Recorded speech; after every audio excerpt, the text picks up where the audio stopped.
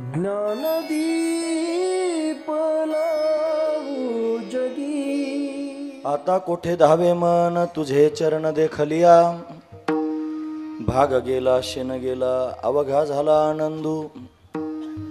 प्रेम रसे बैसली मिठी आवडी लाठी मुखासी, भाग गेला शिन गेला अवघा झाला आनंदू। तुका म्हणे आम्हा जोगे विठ्ठल घोगे खरे माप, भाग गेला शिन गेला अवघा झाला आनंदू। विठोबा रखुमाय विठोबा रखुमाय विठोबा रखुमाय विठोबा रखुमाय विठोबा रखुमाय विठोबा रखुमाय विठोबा रखुमाय जय विठोबा रखुमाय जय विठोबा रखुमाय विठोबा रखुमाय विठोबा रखुमाय जय जय विठोबा रखुमाय विठोबा रखुमाय विठोबा रखुमाय विठोबा रखुमाय जय विठोबा रखुमाय विठोबा रखुमाय विठोबा रखुमाय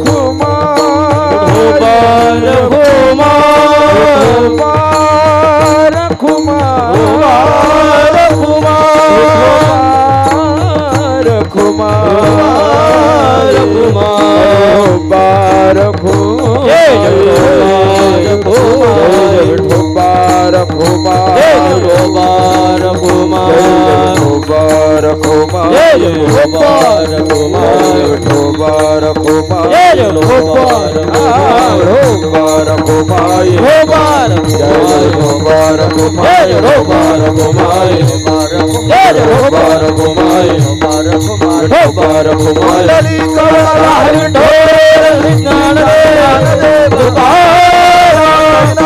भगवान की जय ज्ञानेश्वर महाराज की जय गुरु तुकाराम महाराज की जय जगद्गुरु श्रीमद शंकराचार्य भगवान की जय। विठोबा रखुमाय विठोबा रखुमाय विठोबा रखुमाय।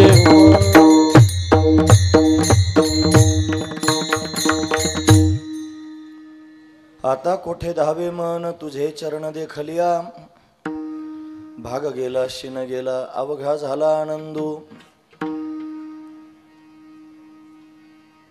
प्रस्तुत प्रसंगी कीर्तन रूपे सेवेकरिता निवडलेला अभंग जगद्गुरु जगतवंदनीय सर्वांच्या अंतकरणाचा अधिष्ठान असणारे माऊली तुकोबाराय यांचा 4 चरणांचा आणि भगवंताच्या दर्शनानं प्राप्त झालेली स्थिती वर्णन करून सांगणारा अशा पद्धतीचा अभंग आहे। या अभंगामध्ये माऊली तुकोबाराय आपल्याला काय प्रतिपादन करून सांगतात तत्पूर्वी आपण एकदा संतांना नमन करूया।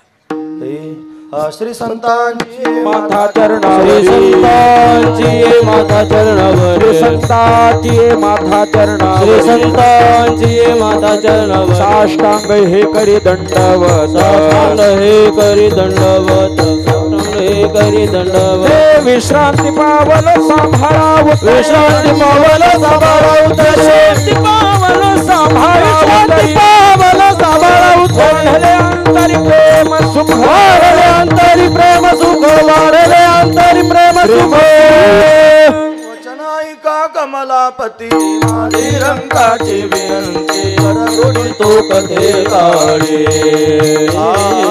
आपण सावे जवळे वचनायिका कमलापती माझ्या रंगाची विनंती करगुडी तो कथे काढे आपण सावे जवळे वचनायिका कमलापती माझी रंगाची विनंती करगुडीचा कथे काढी आपण सावे जवळे वचनायिका कमलापती माझ्या रंगाची विनंती करगुडी तो कथे काढी आपण सावे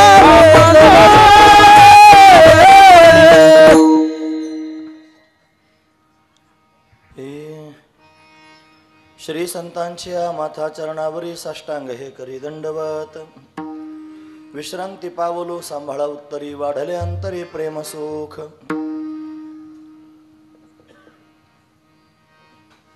आता कोठे धावे मन तुझे चरण देखलिया, भाग गेला शिन गेला अवघा झाला आनंदू। प्रस्तुत प्रतिवर्षीप्रमाणे याही वर्षी संपन्न होत असणारा आपला अखंड हरिनाम सप्ताह, या सप्ताहातील असणारी ही तपपूर्ती आहे. म्हणजे 12 वर्ष पूर्ण झालेले आहेत, 36 वर्ष पूर्ण झालेले आहेत, त्रितपपूर्ती आहे. आणि या त्रितपपूर्ती महोत्सवातील आजची ही कितव्या दिवसाची, 10व्या दिवसाची भगवंताची कीर्तनरूपी सेवा, ही अकारण करुणा वरुणालय भक्तकाम कल्पद्रुम भगवान पांडुरंग परमात्म्याच्या अथांग करुणेनं, त्याच्या दयेनं या सर्व संयोजक मंडळींच्या माध्यमातून, ग्रामस्थांच्या माध्यमातून आमच्या वाटेला आलेले आहे. सेवेकरिता निवडलेला अभंग जगद्गुरु तुकोबारायांचा आहे.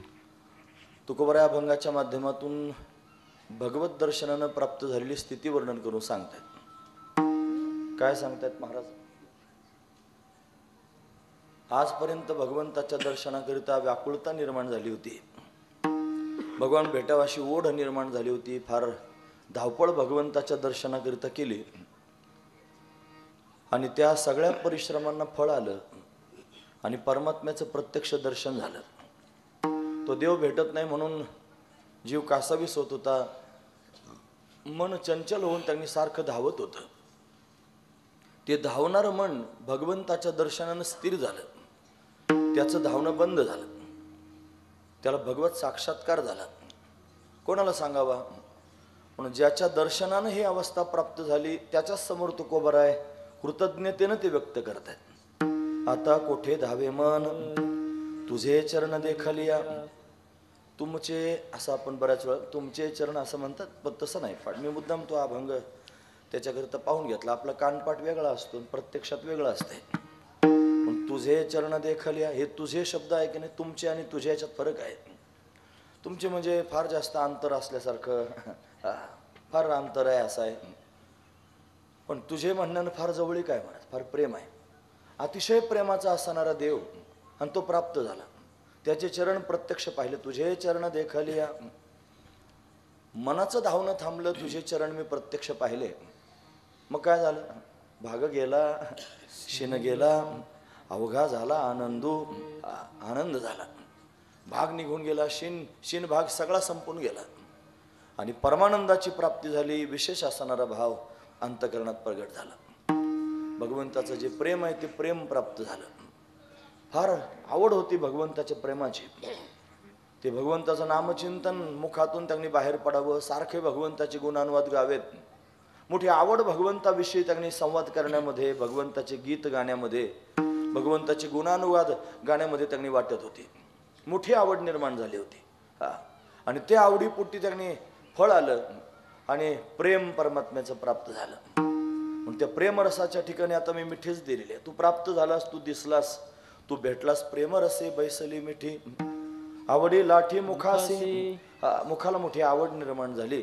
अखंड तुझंच चिंतन अशा पद्धतीने करतोय. का बरं एवढी आवड निर्माण झाली, एवढं तुम्ही वर्णन करून सांगतात? ते म्हणले, महाराज आम्हाला दुसरं काही नकोच होतं. तुझ्या चरणांची प्राप्ती व्हावी, तुझं दर्शन व्हावं, तुझे गुणानुवाद गाता यावेत, याच्यापेक्षा वेगळी काही अपेक्षा अंतःकरणात नव्हती. तू विठ्ठलच आमचं जीवन आहेस आणि तूच आमचं घवघवीत असणार ओसंडून वाहणार माप. लोक माप घालतात की नाही महाराज? पूर्वीच्या काळात ते मोजण्याकरिता माप असायचे, आठवा, त्याच्यानंतर आधुली, हे असं मोजलं जायचं की नाही. मग आठवा घालताना जर त्यांनी महाराज तो सपाट घातला तर त्याला घवघवीत नाही म्हणायचं. म्हणजे खरंच दानशूर आहेत ते. जर धान्य त्यांनी द्यायचं असेल, पूर्वीच्या काळात ते असे व्यवहार असायचे, बलुतेदार असायचे. मग ते देवाणघेवाण व्हायची धान्याची. शेतकरी जर काही कोणाकडून घ्यायचं असलं की मग त्याला धान्य द्यायचं आणि मग ते घ्यायचं. मग ते धान्य देत असताना ती वस्तू आपण घेतली, पण त्याच्या बदल्यात जे धान्य द्यायचे ते घवघवीत माप द्यायचं. म्हणजे त्यांनी तो ती आधुली म्हणा, आठवा म्हणा, पूर्ण भरायचा, सपाट नाही, त्याच्यावर ओंधळीने घालायचं वरतून. आणि जे वसंडून वरतून वाहताना धान्य, त्यावेळेला जे त्यांनी माप होतं ते घवघवीत असणारं माप आहे, भरभरून असणारं माप आहे. म्हणून तो विठ्ठलच आमच्याकरिता त्यांनी भरभरून असणारं माप आहे. या विठ्ठला वाचून या जगामध्ये त्यांनी आम्हाला काहीच प्राप्त करून घ्यायचं नव्हतं, काही प्राप्त करून घेण्याची अपेक्षा नव्हती. संसार हे एक प्रकारचं त्यांनी मार्गक्रमणच आहे महाराज. या संसाराच्या मार्गक्रमणात प्रारब्धानं प्रत्येकाला कुठं ना कुठेतरी प्रवास करीतच राहावं लागतं. पण या प्रवासामध्ये त्यांनी महाराज आपल्या पूर्वकर्मानुसार त्यांनी प्राप्त झालेले जे त्यांनी प्रसंग आहेत त्याला सामोरं जावं लागतं. पण हे सगळं करत असताना ते आपलं टार्गेट नसावं, मग तो संसार आपला टार्गेट नसावा, मग या संसारात आल्यानंतर परमात्मा प्राप्ती करून घेणं हा आपला उद्देश असावा, हा आपलं टार्गेट असावं. म्हणून त्याला पाहून, त्या उद्देशाला पाहून आपण ज्या वेळेला प्रवास करतो आणि त्यावेळेला ते प्राप्त करण्याकरिता अट्टहास होतो. आणि अट्टहास त्यांनी करून एकदा का ते तत्व प्राप्त झालं की मग जगातलं दुसरं काही प्राप्त करून घेण्याची इच्छा शिल्लक राहत नाही. गुरुजी म्हणायचे, गुरुजी म्हणजे वैकुंठवासी रघुनाथ महाराज परभणीकर, ते म्हणायचे कृतकृत्यता, जे प्राप्त करून घेतल्यानं जगात काहीच प्राप्त करून घेण्याचं शिल्लक राहत नाही त्याला कृतकृत्य अवस्था असं म्हणतात. पण अशी कृतकृत्य अवस्था भगवंताच्या दर्शनानं प्राप्त झाली, म्हणून भगवंताचं दर्शन हेच आमच्याकरिता घवघवीत असणारं माप आहे. तो का म्हणे आम्हा जोगे, म्हणजे आम्हाला आवडतं असं विठ्ठल घोगे खरे माप, पण विठ्ठल हेच आमचं त्यांनी भरभरून असणारं माप आहे, तेच आम्हाला त्यांनी अपेक्षित होतं आणि ते प्राप्त झालं. म्हणून काय झालं, अवघा झाला आनंदो. आता मन धावायचं बंद झालं. उपक्रम करताना म्हणले आता कोठे धावे मन, आणि उपसंहार करताना म्हणले विठ्ठल घोगे खरे माप. म्हणून उपक्रम त्यांनी आहे ना, मन धावत होतं परमात्म्याच्या प्राप्तीकरिता आणि परमात्मा प्राप्त झाला. का प्राप्त झाला, विठ्ठल घोगे. का बरं मन थांबलं, विठ्ठल घोगे खरे माप या कारणाकरिता मनाची धावपळ अशा पद्धतीने थांबली. हा उपक्रम उपसंहाराचा त्यांनी आपण विचार करून त्याची एक वाक्यता अशा पद्धतीने केलेली आहे. म्हणून भगवंताचं दर्शन प्राप्त झालं अशी अवस्था तुकोबारानं झाली. ती सर्व लोकांच्या समोर तुकोबारा व्यक्त करून सांगतायत, वर्णन करून सांगतायत. असा अभंगाचा सरळ अर्थ पाहण्याचा आपण प्रयत्न केला. विठोबा रखुमाई विठोबा रखुमाई विठोबा रखुमाई विठोबा रखुमाई विठोबा रखुमाई रखुमाई विठोबा रखुमाई विठोबा रखुमाई रखुमाई रखुमाई विठोबा रखुमाई विठोबा रखुमाई विठोबा रखुमाई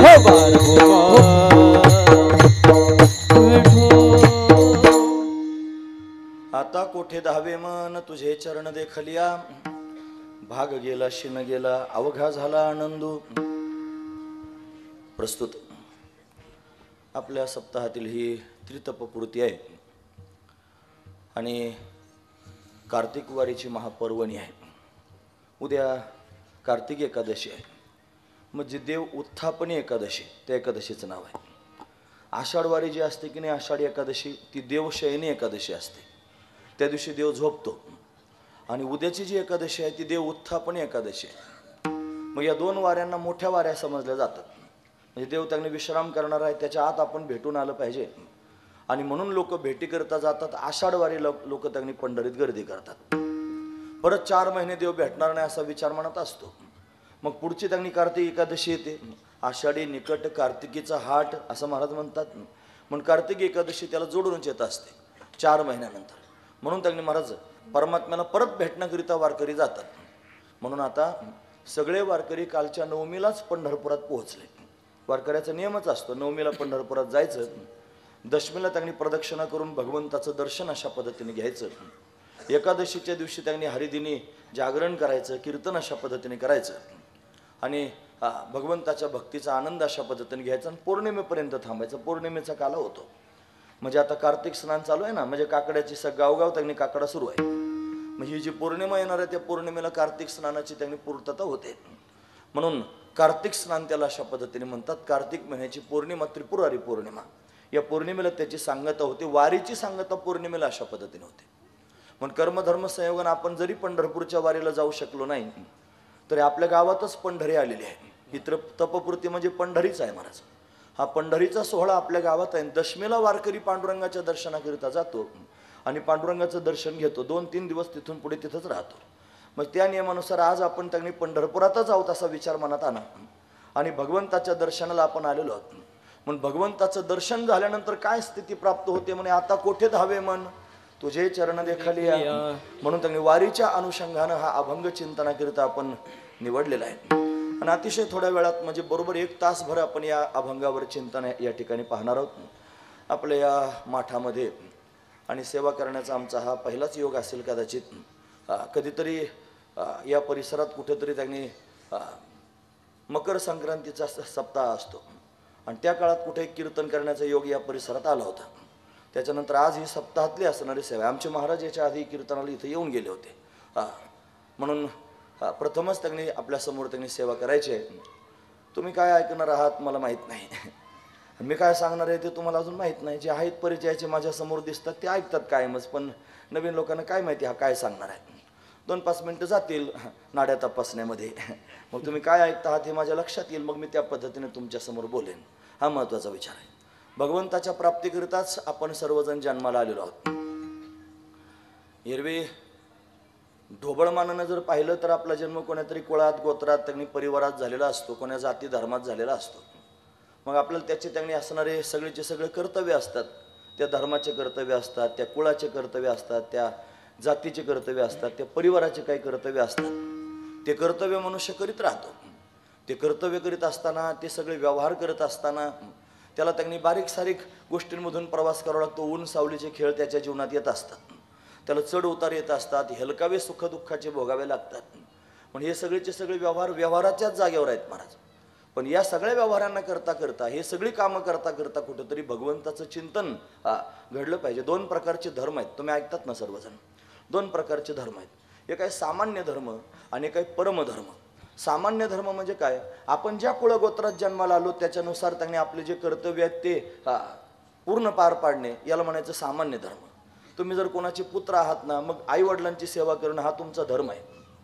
तुम्ही जर विवाह केलेला आहे, तुम्हाला पत्नी आहे, मग त्या पत्नीचा सांभाळ करणं हा तुमचा धर्म आहे. तुम्ही जर बाप झालेले आहात, मग मुलांचं त्यांनी सांगोपन करणं हा तुमचा धर्म आहे. हे जे धर्म आहेत, कुळपरिवारानुसार आलेले जे धर्म, हा सामान्य धर्म आहे. जसं बैलगाडीला 2 बैल असतात. बैलगाडी असते ना, तिला 2 बैल लावतात. एका बैलाचा गाडा पण असतो ब्रह्मचारी लोकांचा, पण त्यांनी शक्यतो 2 बैल आपण बैलगाडीला पाहतो. हे 2 बैल का लावतात? त्याचं कारण हे धर्म आहेत. बैल हे धर्माचं प्रतीक आहे महाराज. भगवान शंकराचा जो ध्वज असतो ना, त्या ध्वजावरती बैलाचं चित्र आहे. त्यांना वृषभध्वज असं म्हणलं जातं. वृषभध्वज भगवान, म्हणून त्यांनी वृषभ, बैलाचं चित्र त्याच्यावर लागतं. बैल म्हणजे धर्माचं प्रतीक आहे.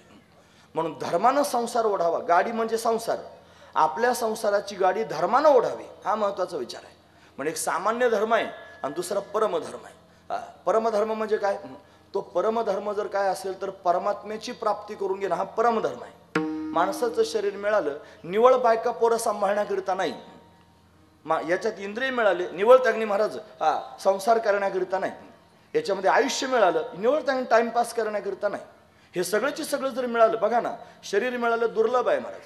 शंकराचार्यांनी विवेक चूडामणीत वर्णन करून सांगितलं, हरी हे दुर्लभम त्रयमेवैत देवानुग्रह हेतुकम मनुष्यत्वम मुमुक्षुत्वम महापुरुष संश्रय. ह्या 3 गोष्टी दुर्लभ आहेत महाराज. थोडंसं गेन वाढवा. 3 गोष्टी दुर्लभ आहेत. मनुष्यत्व दुर्लभ आहे, माणसाचं शरीर दुर्लभ आहे महाराज. पावला हा देह का गटाळी न्याय. आंधळ्या माणसाला कावळा त्यांनी सापडावा, तो त्यांनी सहजासहजी न सापडणार असतो, पण अंध व्यक्तीला सापडला. हे योगायोगानं घडणारी गोष्ट आहे, सहजासहजी नाही. याच्या दृष्टांत आहेत, पण वेळ संपून जाईल ना महाराज. म्हणून त्यांनी समान पाप पुण्याचं फल माणसाचं शरीर आहे. आपल्याला मनुष्य शरीर मिळालं उगच नाही महाराज. हे समान पाप आणि समान पुण्य झालं की माणसाचं शरीर मिळतं. जास्त पुण्य झालं आणि कमी पाप असलं की स्वर्गातलं शरीर मिळतं. जास्त पाप झालं आणि पुण्य जर कमी असलं की पशुयोनी प्राप्त होते. आणि सारं पापच पाप असलं की नरकात जावं लागतंय मारायला. असं त्यांनी घडत असते. म्हणून त्यांनी आपण मनुष्य झालो का झालो? आपण पाप पुण्य सारखं झालं आपलं, म्हणून आपल्याला मनुष्य योनी प्राप्त झाली. दुर्लभ आहे. त्याच्यातही पुन्हा त्यांनी भगवंताच्या कृपेनं मोक्ष प्राप्त करण्याची इच्छा, परमार्थ करण्याची इच्छा निर्माण होती. ती भगवत कृपेनेच होते. ती दुर्लभ आहे. सगळे लोक परमार्थ थोडंच करतात. माणसं झालेले आहेत बरेचसे, पण माणसं होऊन सगळे परमार्थाला आले नाहीत. या मंडपात येऊन बसलेत, कीर्तनाच्या प्रांगणात येऊन बसलेत, भाग्यवान आहेत महाराज. यांच्यावर भगवंताची कृपा झाली म्हणून तर कीर्तन ऐकायला आले. असे कसे येतील? असं कोणी पण या मंडपात येत नाही महाराज. हा महत्त्वाचा विचार आहे. भगवंताची कृपा आपल्या सर्वांवर झाली म्हणून आपण भगवंताचं चिंतन ऐकतो आहोत. आणि पुन्हा परमार्थ करण्याकरिता सुद्धा स्वतःच्या मनानं परमार्थ करता येत नसतो. मनोमार्गे गेला तो तेथेची मुकला. म्हणून त्यांनी मनाच्या मार्गाने जाणारे मुक्तात, मग त्याला मार्गदर्शकाची आवश्यकता पडते. म्हणून महापुरुष संश्रय हा, म्हणून महापुरुष आपल्या जीवनामध्ये यावं लागतील. ते महापुरुषच आपल्याला धर्म सांगतील. श्रुतिर्विभिन्ना स्मृतयस्य भिन्ना नैको मुनिर्यस्य वच्च प्रमाणम धर्मस्य तत्वम निहितो गुहायाम महाजनो येन गतस्स पंथः. महाजन म्हणजे महापुरुष ज्या मार्गाने गेले त्या मार्गाने जर आपण गेलो तर आपल्याला निश्चित असणारा धर्म कळेल. म्हणून धर्म अतिशय महत्त्वाचा आहे. म्हणून त्यांनी सामान्य धर्म आणि परमधर्म, सामान्य धर्माकरताच आपण जन्माला आलो असं नाही. बायका पोराकरिता आणि संसार करण्याकरिता जन्म झाला असं वाटतं. बऱ्याच लोकांना वाटतं मी जन्माला आलो म्हणजे काय करण्याकरिता, चांगलं शिक्षण झालं पाहिजे, त्याच्यानंतर चांगली नोकरी लागली पाहिजे, त्याच्यानंतर चांगलं पॅकेज मिळालं पाहिजे, त्याच्यानंतर चांगली छोकरी मिळाली पाहिजे, त्याच्यानंतर आपल्याला चांगले लेकरं झाले पाहिजे, मग एक चांगला बंगला बांधला पाहिजे, मग चांगली गाडी घेतली पाहिजे, मग शेजाऱ्याचं विकायला निघलं तुकडं घेतलं पाहिजे, मग त्याच्यात विहिरी पाडल्या पाहिजे, मग पाईपलाईन केली पाहिजे, मग लिवलिंग केली पाहिजे, मग लोकांनी मला मानलं पाहिजे. हा, आणि असं करता करता मी म्हातारा होऊन मेलं पाहिजे. मग हे करण्याकरिताच मिळालंय का सगळं? याच्याकरिता जर जन्म खर्च करीत असाल तर काय हाताला येईल मला खरं सांगा. आमचे भाऊ म्हणायचे कहा गए तो कहा नाही, क्या लाया तो कुछ नाही. कुठे गेला म्हणे कुठे नाही, काय आणलं काहीच नाही, जन्मभर संसाराचे धुणे धुत बसला. अरे संसारातले लोक त्यांनी म्हणत त्या म्हणजे त्या चरख्यात घालतात महाराज. विषयाचे चरवणी केली आयुष्याची गाळणी, म्हणून त्यांनी विषयाच्या चरवणीत सगळं आयुष्य त्यांनी संपून जातं. विषयाकरताच आयुष्य त्यांनी घालवतं.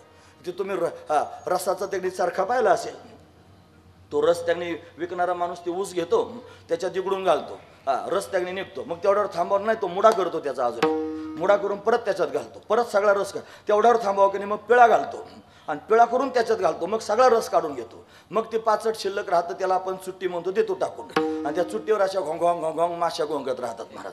अहो त्या माशाला सुद्धा परवडत नाही घोंगायला, त्याच्यातला एवढा रस काढून घेतोय महाराज, ते काही शिल्लक ठेवत नाही, माशाला सुद्धा परवडत नाही घोंगायला. महत्वाचा विचार आहे. असे संसारातले लोक त्यांनी महाराज संसाराचा सगळा रस जीवन अशा पद्धतीने खर्च करून टाकतात, काही हाताला लागत नाही महाराज. म्हणून संसार करता करता मरण्यापेक्षा परमधर्माचा विचार केला पाहिजे. का जन्माला आलो? एवढ्या करताच नाही जन्माला आलो. देवे दिला देह भजना गोमटा, दुर्लभानं देह भजन करण्याकरिता दिला. या देहामध्ये पुन्हा आल्यानंतर त्यांनी महाराज इंद्रिय दिली. इंद्रिय सामान्य नाहीत, हे इंद्रिय भगवत दर्शनाकरिता दिली. डोळे दिले देवाच्या दर्शनाकरिता, कान दिले भगवंताची गुणानुवाद ऐकण्याकरिता, तोंड दिलं भगवंताची गुणानुवाद गाण्याकरिता, दिले इंद्रिय हात दिले इंद्रिय हात पाय प्राण, दिले इंद्रिय हात पाय प्राण, डोळे मुख बोलया वचन, डोळे मुख बोलया वचन, आणि तू जोडसी नारायण, तू जोडसी नारायण, नासे जीवपण भवरोग, नासे जीवपण भवरोग, नासे जीवपण भवरोग, नासे जीवपण भवरोग. इंद्रिय सगळी इंद्रिय देवानं आपल्याला दिले. हात पाय कान डोळे मुख बोलाया वचन, कशाकरिता? जेणे तू जोडसी नारायण, भगवंताची प्राप्ती करण्याकरिता इंद्रिय त्यांनी प्राप्त झाले. आणि त्याच्या पुढचा फार महत्वाचा विचार आहे, नासे जीवपण भवरोग. आपण अनादिकालापासून भवरोगात अडकलेलो. भव हा शब्द व्याकरणाच्या दृष्टीने पाहिलं तर भू नावाच्या धातूपासून झाला. भू भवती म्हणजे होणे. काय झालं? ईश्वर झाला तो परमात्मा, ईश्वर रूपानं प्रतीतीला आला. काय झालं? तो परमात्मा जीव रूपानं प्रतीतीला आला. काय झालं? तो परमात्मा जगताच्या रूपानं प्रतीतीला आला. ईश जीव आणि जगत तीन गोष्टी पाहायला मिळाल्या. यालाच भवरोग असं म्हणतात. आणि हा भवरोग त्यांनी महाराज लागलेला आहे. आपल्या सर्वांच्या मागे हा रोग लागला. आत्मया जीवबुद्धी लागली होती क्षयव्याधी, ही क्षयव्याधी आहे. ती त्यांनी जयाचे सनुधी निरुजा की जे, मग ती संतांच्या संगतीत गेल्यानंतर जात असते. म्हणून त्यांनी हा रोग आपल्या सर्वांना लागलेला आहे. तो त्यांनी घालवण्याकरिता हे इंद्रिय मिळालेले आहेत. हे त्यांनी महाराज भगवंताच्या भजनानं तिथपर्यंत भगवंतापर्यंत जाता येईल, रोग घालवता येईल, हा महत्वाचा विचार आहे. मग इंद्रियांच्या माध्यमातून दिले इंद्रिय हात पाय कान, हे प्रमाण त्याच्याकरिताच आहे. याच्यात आयुष्य प्राप्त झालं, आपल्याला आयुष्य मिळालं महाराज. कोरोना आला जर घेऊन गेला असतं तर काय राहिलं असतं सांगा बरं? मग का बरं आपण राहिलो? आपलं आयुष्य शिल्लक होतं म्हणून आपण राहिलो. जर संपलं असतं तर त्यावेळेसच जावं लागलं असतं. आतापर्यंत दुसरं तिसरं वर्ष श्राद्ध झालं असतं. हा महत्वाचा विचार आहे. म्हणजे आयुष्य आपलं शिल्लक आहे ना, म्हणून आपण तज्ञ आहोत. देवाने शरीर दिलं, देवाने इंद्रिय दिले, देवानं आयुष्य दिलं, देवानं बुद्धी दिली. ती बुद्धी पण महत्वाचीच आहे. ही बुद्धीच भगवंतापर्यंत घेऊन जाऊ शकते. बुद्धी निश्चय आत्मज्ञान ब्रह्मरूप भावी आपणा आपण ब्रह्मनिष्ठा राखे पूर्ण तत्परायण अहर्निशी ज्ञानोबराय म्हणतात. म्हणून त्यांनी महाराज बुद्धीनं आत्मज्ञान त्यांनी प्राप्त होईल आणि मीच आत्मा ब्रह्मरूप आहे असा अद्वैत बोध प्राप्त होऊन तो स्वरूपापर्यंत अशा पद्धतीने जाईल. हा दिव्य भाव आहे महाराज. म्हणून हे त्यांनी प्राप्त करून घेण्याकरिता जीवन आहे. आणि परमात्मा प्राप्ती अशा पद्धतीने करून घ्यावी, हाच परम धर्म आहे. दोन धर्म झाले, सामान्य धर्म आणि परम धर्म. म्हणजे संसाराची गाडी त्यांनी महाराज धर्मानं ओढली पाहिजे. गाडीला त्यांनी 2 चाकं असतात की नाही, म्हणजे जन्म आणि मृत्यूरूपी 2 चाकं. पुनरपि जननम पुनरपि मरणम पुनरपि जननी जठरे शयनम हे संसारे खलुदुस्तारे कृपया पारे पाहे मुरारे भज गोविंदम गोविंदम भज मूढमते. शंकराचार्य म्हणतात म्हणून संसार हा त्यांनी असाच आहे. जन्म मृत्यूरूपी 2 चाकं आहेत. भांड्याकुंड्याचा संसार असतो सामान्य त्यांनी धर्म, त्याच्यात पती पत्नी रूपी 2 चाकं असतात. आता हे 2 चाकं जर बरोबर चालले तर गाडी बरोबर चालते महाराज. एक चाक जर बरोबर चाललं आणि दुसरं जर डग असलं तर घोटाळा होते की नाही, गाडी अशी हलत चालते. ते डग असलेलं चांगलं महाराज, ते आऊट नसलं पाहिजे. ते आऊट असलं की जास्त घोटाळा होतं. मग एक चाक सरळ चालतं आणि एक असं उड्या आलतंय. म्हणजे प्रपंचात सुद्धा प्रपंचाची गाडी जर ओढायची असली धर्मानं तर दोन्ही चाकं बरोबर असले पाहिजे. एखादं जरी आऊट असलं तरी घोटाळा होतो. म्हणून त्यांनी हे आऊट नसलं पाहिजे. परमात्म्यापर्यंत जायचं, त्याच्याकरिता आपण अट्टहास केला पाहिजे.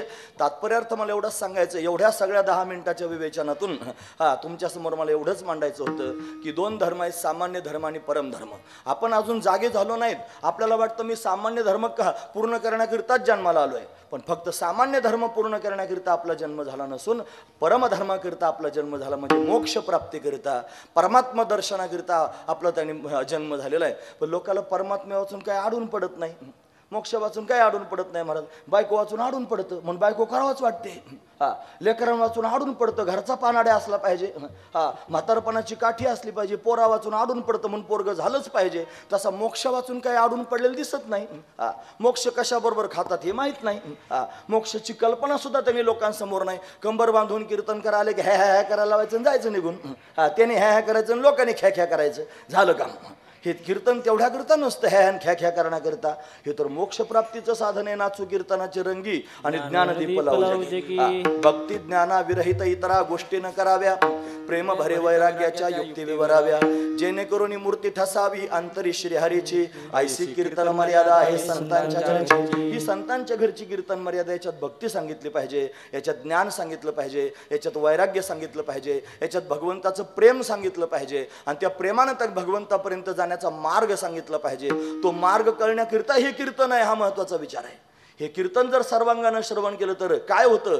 कीर्तन चांग होय अंग हरिरूप. अरे हरिरूप होत आहे, तेवढं सामर्थ्य कीर्तनाचं आहे. ही साधनाच आहे महाराज. तुकोबारायांनी या साधनेच्या बळावर प्रतिज्ञा केल्या महाराज. ते म्हणतात घोटविन लाळ ब्रह्मज्ञाने हाती, मुक्त आत्मस्थिती सांडवीन, ब्रह्मभूत काय होतसे कीर्तनी, भाग्य तरी ऋणी देवायसा, तीर्थ भ्रामकासी आणि आळस, कटु स्वर्गवास करीन भोग, सांडवीन तपो निधा अभिमान, यज्ञानी दान लाजवीन, भक्ती भाग्य सीमा साधीन पुरुषार्थ, ब्रह्मीचा जो अर्थ निज ठेवा, धन्य म्हणवीन इह लोकी लोका, भाग्य आम्ही तुका देखीला. तुकोबारायांचा अभंगच आहे. प्रतिज्ञा किती प्रतिज्ञा आहेत महाराजा. या सगळ्या प्रतिज्ञा कशाच्या जीवावर? फक्त भगवंताच्या भक्तीच्या जीवावर, या कीर्तनाच्या जीवावर. एवढं कीर्तन समर्थ आहे की ते परमात्म्याला त्यांनी प्रगट करू शकतो. वैकुंठीचा देव अनुया कीर्तनी. सावता महाराज म्हणतात ना, असं म्हणतं नाचून रंगणी, त्याच्या त्या छंदामध्ये अशा पद्धतीने नाचून वैकुंठातला देव कीर्तनात येऊन उभा राहतो. एवढं सामर्थ्य त्यांनी या कीर्तनात आहे. म्हणजे त्यांनी महाराज भगवंताची भक्ती करण्याकरिता हे शरीर मिळालेलं आहे. भगवंताची भक्ती करण्याकरिता अट्टहास केला पाहिजे. आयुष्य देवाच्या प्राप्तीकरिता मिळालेलं आहे, इंद्रिय देवाच्या प्राप्तीकरिता मिळालेले आहेत. म्हणून त्या कारणाकरिता लावले पाहिजे. जर त्या कारणाकरिता लावले नाहीत तर मग मात्र त्यांनी येथे येऊन केले काही. विठ्ठलू नाही आठविला आहारे मूढा भाग्यहीना, गेलासी पतना मोहभ्रमे. म्हणून पतनाला जाईल आणि मोहात आणि भ्रमात अडकून जन्म वयाला घालवेल, हा महत्वाचा विचार आहे. तुम्ही ऐकतात ना सर्वजण? उगाच बडबड करीत नाही मी तुमच्या समोर. एक तरी शब्द एवढ्या 10-15 मिनिटातला मला दाखवा की जो वायफट विनाकारण तुमच्या समोर मांडला. इथपासून तिथपर्यंत एक सुद्धा शब्द वायफट मांडणार नाही. सगळे हिताचे. जशी साखर आतून बाहेरून गोड असते तसे सगळे शब्द त्यांनी सगळ्यांच्या हिताचे असतील. ते फक्त तुमच्या हिताचे नाही, आधी माझ्या हिताचे, मग तुमच्या हिताचे. आधी मी मला जागा करतोय, मला उपदेश करणे इतका अधिकार प्राप्त झाला नाही, ती माझी लायकीच नाही महाराज. मी उपदेश करण्याकरिता उभा नाही. मी तुम्ही आम्ही खेळीमेळी गदारोळी आनंदी भगवंतापर्यंत आपल्या सर्वांना जायचंय. आणि म्हणून त्यांनी महाराज हे चिंतन आपण भगवंताचं करतो त्या कीर्तनाच्या माध्यमातून, हा त्यातला भाव आहे. म्हणून आपण काय केलं पाहिजे? निर्णयावर या, जागे व्हा, सावध होणे भजनी लागा, देव करा कैवारी सावध व्हा आणि भगवंताच्या भजनाला लागा. संसार जमा करण्याकरिता जर अट्टहास करत असाल, या संसाराच्या लोकांकरिता जर जन्म घालत असाल तर अख्खे भामट्या येतो. हे कोणी कामाचे नाहीत. तुम्हाला फार चांगले वाटत असते एवढा हात घाला नरड्यात त्यांच्याकरता सर्वस्व द्या. त्यांना त्यांनी सगळं जीवन समजा. असं जरी तुम्ही समजले तरी पण कधी त्यांनी लाद घालतील सांगता यायचं नाही. कधी त्यांनी पाठ फिरवतील सांगता यायचं नाही. जाब विचारतात.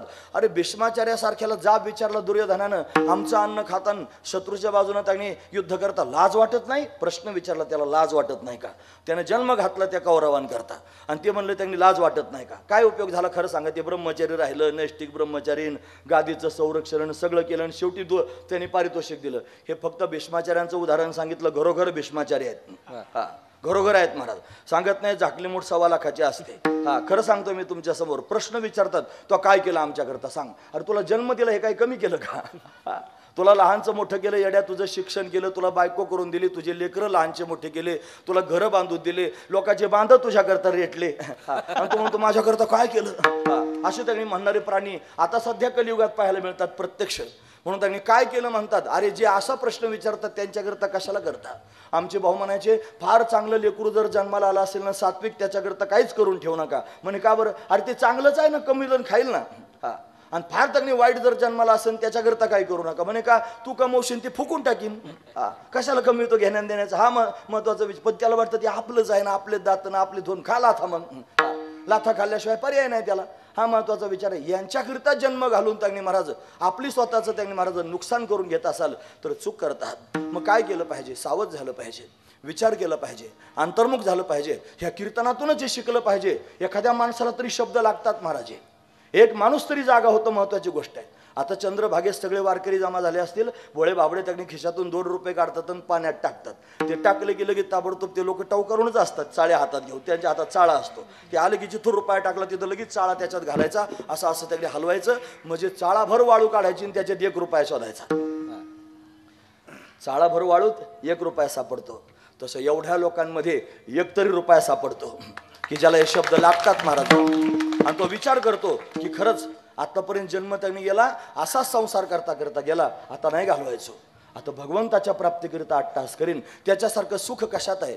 त्याच्यासारखं समाधान कशात आहे? त्याच्यासारखं परमानंद कशात आहे? परमात्म्याच्या प्राप्तीशिवाय हे प्राप्त होऊ शकत नाही. अनुभवातूनच हे कळत असतं. हा महत्वाचा विचार आहे. म्हणून त्यांनी अट्टहास केला पाहिजे. तुम्ही म्हणाल आता आमचं गेलं वय निघून, आता कसं काय देव भेटेल? तसं नाही. एकता सौरला खटवांगरायाशी भाग्यदशा कैशी प्राप्त झाली. खटवांगो नाम राजर्षी ज्ञात्व यत्ता महायुषः मुहूर्तात सर्व मृत्सृज्य अभयम गतवान हरी. भागवतात वर्णन आहे महाराज. मुहूर्तभरातच आयुष्य शिल्लक राहिलं होतं. म्हणजे 1 तास पण सापडला हरितायाला साधने. 1 तास भगवंताचं चिंतन केलं, दशनाम अपराध रहित परमात्म्याची प्राप्ती झाली. म्हणून हताश होऊ नका, निराश होऊ नका, माघार घेऊ नका. मनात पक्का विचार करा, मी परमात्म्याला भेटणार, परमात्मा मला प्राप्त होणार, मी पांडुरंगाच्या दर्शनाच्या दिशेने त्याने जाणार. याच्याकरिता काही सूत्र लक्षात असले पाहिजेत. लोक त्या सूत्रात प्रवेश करीत नाहीत. फार त्यांनी डळमळ असते मनामध्ये. 50-50 वर्षाचे माळकरी असतात पण मनात संशय असतोच. सगळ्यात पहिला मुद्दा, जगामध्ये देव आहे हे मान्य करा. बरेच त्यांनी म्हणतात माळ घातली खरी पण देव असला म्हणजे बरं होईल, घेण्या देण्याचे कष्ट. जगात देव आहे. ऐकतात ना तुम्ही सर्वजण? नंबर 1 सूत्र, जगात देव आहे. नंबर 2, देव भेटत असतो. कोणाकोणाला भेटला? अरे प्रल्हादाला भेटला, ध्रुवाला भेटला, सगळ्या संतांना भेटला. देव भेटत असतो. किती झाले? 2. तिसरा त्यांनी मुद्दा, मला पण भेटणार आहे. छातीला हात लावून म्हणता आलं पाहिजे, मला पण भेटणार आहे. जसं स्वातंत्र्यपूर्व काळामध्ये टिळकांनी प्रतिज्ञा केली होती, स्वातंत्र्य हा माझा जन्मसिद्ध हक्क आहे, तसं आणि तो मी मिळवणारच. तसं त्याने आपणही छातीला हात लावून म्हणलं पाहिजे, भगवंताचं दर्शन प्राप्त करून घेणं माझा जन्मसिद्ध हक्क आहे आणि तो मी मिळवणारच. महत्वाचा विचार आहे महाराज. म्हणून त्याने परमात्मा मी प्राप्त करून घेणार. देव आहे, देव भेटत असतो, मला पण त्याने भेटला पाहिजे. त्याच्याकरिता उत्कट इच्छा अंतकरणात निर्माण झाली पाहिजे. त्याच्याकरिता प्रयत्न अंतकरणापासून झाले पाहिजेत. त्याच्याकरिता भगवंताचा अनुग्रह प्राप्त झाला पाहिजे आणि मग त्याने भगवंताचा साक्षात्कार होईल. किती झाले? 7 मुद्दे झाले. परत एकदा सांगतो, तुमच्या हिताचे आहेत महाराज. याचा अनुमान करू नका आणि वाऱ्यात वितळून देऊ नका. जगात देव आहे, पक्का निश्चय ठेवा. नंबर 2, देव भेटत असतो, मला पण भेटणार आहे, महत्वाचा मुद्दा आहे. मग परमात्मा असा भेटत नसतो. म्हणजे सोमवारी माळ घातली लगेच बुधवारी देवा मला तुझ्या बापाचं नोकर नाही, सोमवारीच माळ घातली लगेच बुधवारी देवा मला भेटला पाहिजे, असं नाही. भगवंताच्या भेटीची उत्कट इच्छा निर्माण झाली पाहिजे. ती इच्छा महत्वाची आहे. मला पण भेटणार आहे, मग त्याच्या भेटीची मी इच्छा निर्माण केली पाहिजे. फक्त इच्छा असून उपयोग नाही. मला पंढरपूरला जावं वाटतं, मला पंढरपूरला जावं वाटतं, मला पण नुसतं जप का हातात माळ घेतली मला पंढरपूरला जावं वाटतं. घरात बसून त्यांनी घर कोंबड्यासारखा कुकू चुकू करीत बसला, मला पंढरपूरला जावं वाटतं. कसं काय जाईल पंढरपूरला?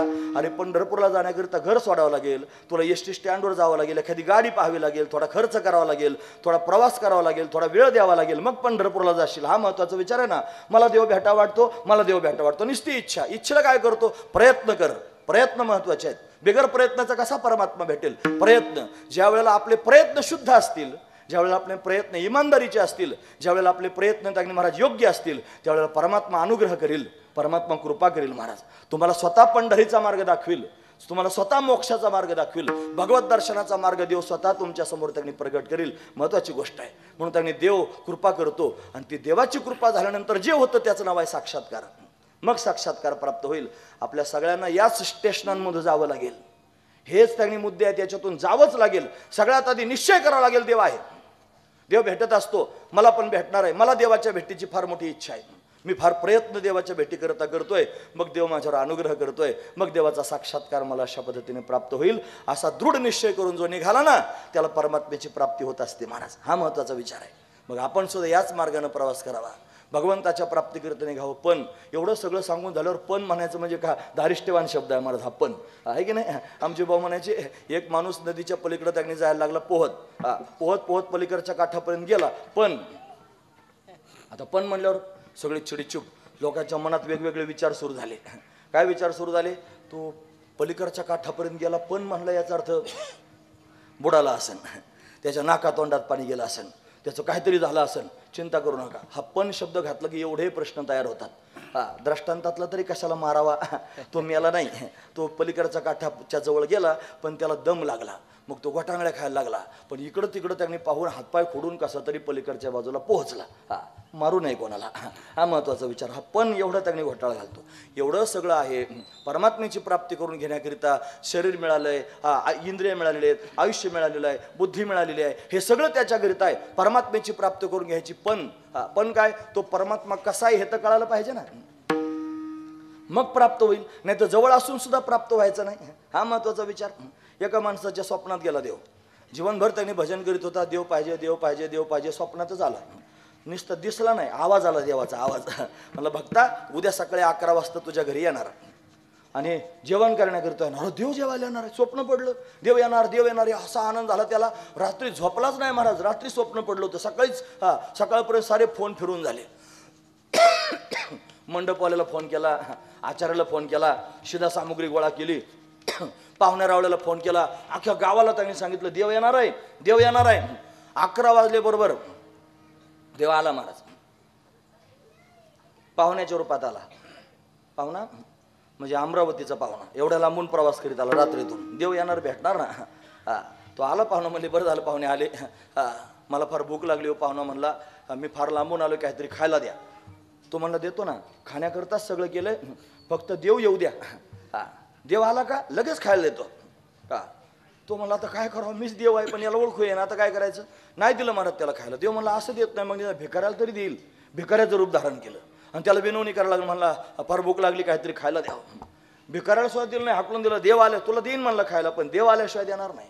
देव म्हणला देणंच आता, आणि मी याला वचन दिलंय मी तुझ्या घरी जेवायला येणार आहे. देवानं कुत्र्याचं रूप धारण केलं आणि कुत्रा होऊन मोठी डेग तयार केली, ती लापशी त्याच्यात भरली होती, भात होता, सगळं होतं. देव आला म्हणला असा देत नाही ना, आपण वचन दिले आपण खाल्लं पाहिजे. कुत्र्याच्या रूपात आला आणि डेगीत तोंड घातलं. हा बघतच होता, लाकूडच काढलं महाराज. असं प्याचकटात घातलं, त्याच्या क्याव क्याव क्याव क्याव करीत कुत्रं पळालं महाराज. मग कशाच देवण कशाच काय, सगळे लोक त्यांनी गेले घरी निघून. उपाशीच कोणाला खायला दिलं नाही. झोप लागली याला, कशी लागली असेल त्याची त्यालाच माहिती. परत देव स्वप्नात आला. भक्ता बोल नको म्हणला माझ्याशी, काय भक्त भक्त करतो. सगळ्या लोकांमध्ये आबरू घातली म्हणला, माझी मंडप घालून ठेवला, स्वयंपाक करून ठेवला, सगळे माणसं मागं गेले, तू आला नाही. देव म्हणला 3दा आलतो 3दा. एकदा अमरावतीचं पाहुणा झालतो, तुला ओळखूच आलो नाही. दुसऱ्यांदा भिकारी होऊन आलो, तुला ओळखू आलो नाही. तिसऱ्यांदा कुत्रा होऊन आलो तुझ्या दारात, तुला ओळखू आलो नाही. ओळखलं तर नाहीच नाही, खायला तर दिलंच नाही, एवढं प्याचकाटात लाकूड घातलं आणि हाकलून दिलं. केव केव करीत त्यांनी निघून गेलो. काय करू? तुम्ही ऐकतात ना सर्वजण, देव येत असतो, देव भेटत असतो. पण देव कळाला पाहिजे, हा महत्वाचा विचार आहे. तो कळाला पाहिजे. आपल्याला पण भेटणार आहे, पण कधी भेटेल? जेव्हा कळेल त्यावेळेला भेटेल. त्याचा परिचय करून घेतला पाहिजे. श्रीमद भागवतात देवाचा परिचय सांगितला महाराज. हरी हे सच्चिदानंद रूपाय विश्वोत्पत्त्यादि हेतवे तापत्रय विनाशाय श्रीकृष्णाय वयं नमः। सच्चिदानंद रूपाय परमात्मा कसा आहे स्वरूपानं जर पाहिलं तर तो सत्य आहे, त्याच्यासारखा सत्य दुसरा कोणी नाही। महाराज म्हणतात सत्य ज्ञानानंत गगनाचे प्रावरण नाही रूपवर्ण गुण जेथे परमात्मा सत्य आहे, तो चैतन्य स्वरूप आहे, तो आनंद स्वरूप आहे। हा त्याच्या स्वरूपाचा परिचय आहे, त्याच्या कार्याचा परिचय काय, त्याच्यापासून संपूर्ण विश्व निर्माण झालं। जयापासून सकळ महिमंडळ हे झाले, तो एक पंढरीचा राणा या अनुमाना श्रुतीशी असा परमात्मा आहे। हा तो संपूर्ण विश्वाला निर्माण करतो। कसा त्याचा स्वभाव आहे म्हणे तापत्रय विनाशाय, तीन तापांचा नाश करतो। आध्यात्मिक ताप, आधी भौतिक ताप, आधी दैविक ताप, तीन तापांचा जो नाश करतो तो परमात्मा आहे। काय त्याचं नाव आहे म्हणे तो कृष्ण रूपानं प्रसिद्ध आहे, तो विटेवरती उभा आहे। तोच त्याची गीता जेने उपदेशली ते हे विटेवरी माऊली, तो परमात्मा विटेवरती अशा पद्धतीने उभा आहे। आणि कोणाकरता उभा आहे, गुंतोनिया भक्ता भाग्ये, पुंडलिकाला वचन दिलेलं आहे आणि त्या वचनाकरता उभा आहे। त्याला जर शोधायचं असेल तर असं याच क्रमानं गेलं पाहिजे, त्याचं ज्ञान प्राप्त करून घेतलं पाहिजे। तो कसा आहे म्हणे सत्य स्वरूप आहे, त्रिकाल अबाधितत्वम सत्यत्वम, त्रिकालात ज्याचा बाध होत नाही त्याला सत्य म्हणतात। असा सत्य आहे परमात्मा, चैतन्य स्वरूप आहे, स्वसंवेद्य आहे परमात्मा। तो त्यांनी आनंद स्वरूप आहे, त्याच्याच ठिकाणी सुखरूपत आहे। यो वै भूमा तत्सुखम नाल्पे सुखम असती, भूमा म्हणजे ब्रह्म, परमात्मा सुखरूप आहे, त्याच्याशिवाय सुख दुसरीकडे कुठंच नाही महाराज। असा असणारा सुखरूप माझ्या पांडुरंगा सारी खातो, सारी खातो, माझ्या पांडुरंगा सारी खातो, सारी खातो, माझ्या पांडुरंगा सारी खातो, सारी खातो, माझ्या पांडुरंगा सुखरूपायचा तुझा कोणी सांगा, माझ्या पांडुरंगा सारी खातो, माझ्या पांडुरंगा सारी खातो। सुखरूपायचा तुझा कोणी सांगा, माझा पांडुरंगा सारी खातो, माझ्या पांडुरंगा सारी खातो। कोणी सांगा माझ्या पांडुरंगा सारी खातो। महाराज म्हणतात देवासारखा कोण सुखरूप आहे जगात सांगा, तो सुख स्वरूप आहे। पण त्या पांडुरंगाच्याच जवळ खऱ्या अर्थानं सुख आहे, तोच खऱ्या अर्थानं जीवाला सुख देऊ शकतो, तोच समाधान देऊ शकतो। म्हणून त्याच्या जवळच गेलं पाहिजे महाराज, ते सुख प्राप्त करून घेण्याकरता। सुखा लागे करेशी तळमळ, तरी तू पंढरीशी जाय एक वेळ, मग तू अवघाचे सुख रूप होसी, जन्मोजन्मीचे दुःख विसरसी। सुखा लागी करीशी तळमळ, म्हणून सुख जर प्राप्त करून घ्यायचं असेल, सुखाची तळमळ जर अंतःकरणात निर्माण झाली असेल तर पंढरपूरला जा। तो त्यांनी सगळ्या जगाला सुख देणारा परमात्मा विटेवरती उभा आहे। तो सामान्य नाही, अवघे जेने पापनासे ते हे असे पंढरी, त्याच्यापर्यंत गेलं पाहिजे। हे गात जागा, गात जागा, गात जागा, गात जागा, गात जागा, गात जागा, गात जागा, गात जागा, गात जागा, गात जागा, गात जागा, गात जागा। प्रेम मागा विठ्ठला, प्रेम मागा विठ्ठला, प्रेम मागा विठ्ठला। गात जागा, गात जागा, गात जागा, गात जागा, गात जागा, गात जागा। प्रेम मागा विठ्ठला, प्रेम मागा विठ्ठला, प्रेम मागा विठ्ठला। गात जागा, गात जागा, गात जागा, गात जागा, गात जागा, गात जागा, गात जागा, गात जागा। वारे गड्या हे गात जागा, गात जागा, गात जागा। कालच्या महाराजांसारखं भजन नाही मला म्हणता येत, कामापुरतं येत आहे आपलं वाकडं तिकडं कसं तरी। मशीन नरड्यावर पाय दिल्यावर 7 स्वर एकाच वेळेला निघतात की नाही, तसं आमचं नरडं झालेलं आहे। गात जागा हा शब्द गात जागा आहे बरं, गात जागा। नाही तर ऐकायला जर कमी येत असलं तर खात जागा पण होऊ शकतं. खात जागा खात नुसतं खात जा. हा, अख्खी पंढरपूरची वारी खाण्यावरच घालवायची नसती. मनात काही भाव नाही, काही नाही. भगवंताचं गीत गात गात भगवंतापर्यंत गेलं पाहिजे. काय काय भाव अंतकरणात असला पाहिजे. त्यानं पडशी उचलताना, त्यानं पताक उचलताना, भगवंताच्या दिशेनं जात असताना त्याच्या मनात भाव असले पाहिजेत. मी भगवंताला भेटायला चाललो आहे. हा, ते माझं माहेर आहे. हा, म्हणतं पंढरी हे माझे माहेर साजणे. पंढरी माहेर आहे. तो सखा चक्रपाणी जो विटेवरती उभा आहे तो माझा बाप आहे. ती रुखुमाई उभी आहे ना ती माझी आई आहे. जी चंद्रभागा वाहते ना ती माझी बहीण आहे. पुंडलिक आहे ना तो माझा भाऊ आहे. आणि ते सगळे संत जे एकत्र येतात की नाही तोच माझा गोतावळा आहे. हे विश्वच आहे माझं. याच्या वाचून मला दुसरं कोणी नाही. अशी भावना अंतकरणात निर्माण झाली पाहिजे. वारकऱ्याच्या पोटात हीच भावना असते महाराज. आता बळच वारीला नेलेले काय कामाचे जातच नाहीत महाराज. ते तुकोबा म्हणतो आवाज चालली पंढरपुरा वेशीपासून आले घरा. बळच त्यांनी घोड्यावर बसवली. चल ना पंढरपूरला, चल ना पंढरपूरला. निघाली तिने आपली पिशवी भरली. आणि ती सुनाला सांगायला लागली हे बघ माझ्या हातीचा कलवडू माझं वाचून नको फोडू. कलवडू म्हणजे गवऱ्या थापायच्या एकावर एक रचायच्या आणि त्याचं असं गोल असं करायचं महाराज. ते चंबू त्याला कलवडू म्हणतात. कलवड माझ्या हातचा फोडायचा नाही. जर कोणी मागायला आलं तर त्याला सांग सासू पंढरपूरला गेली त्याला देऊ नको काही. असं सगळं सांगायला लागले. आणि वेशीपर्यंत जाऊन विचार करून मागा आली महाराज.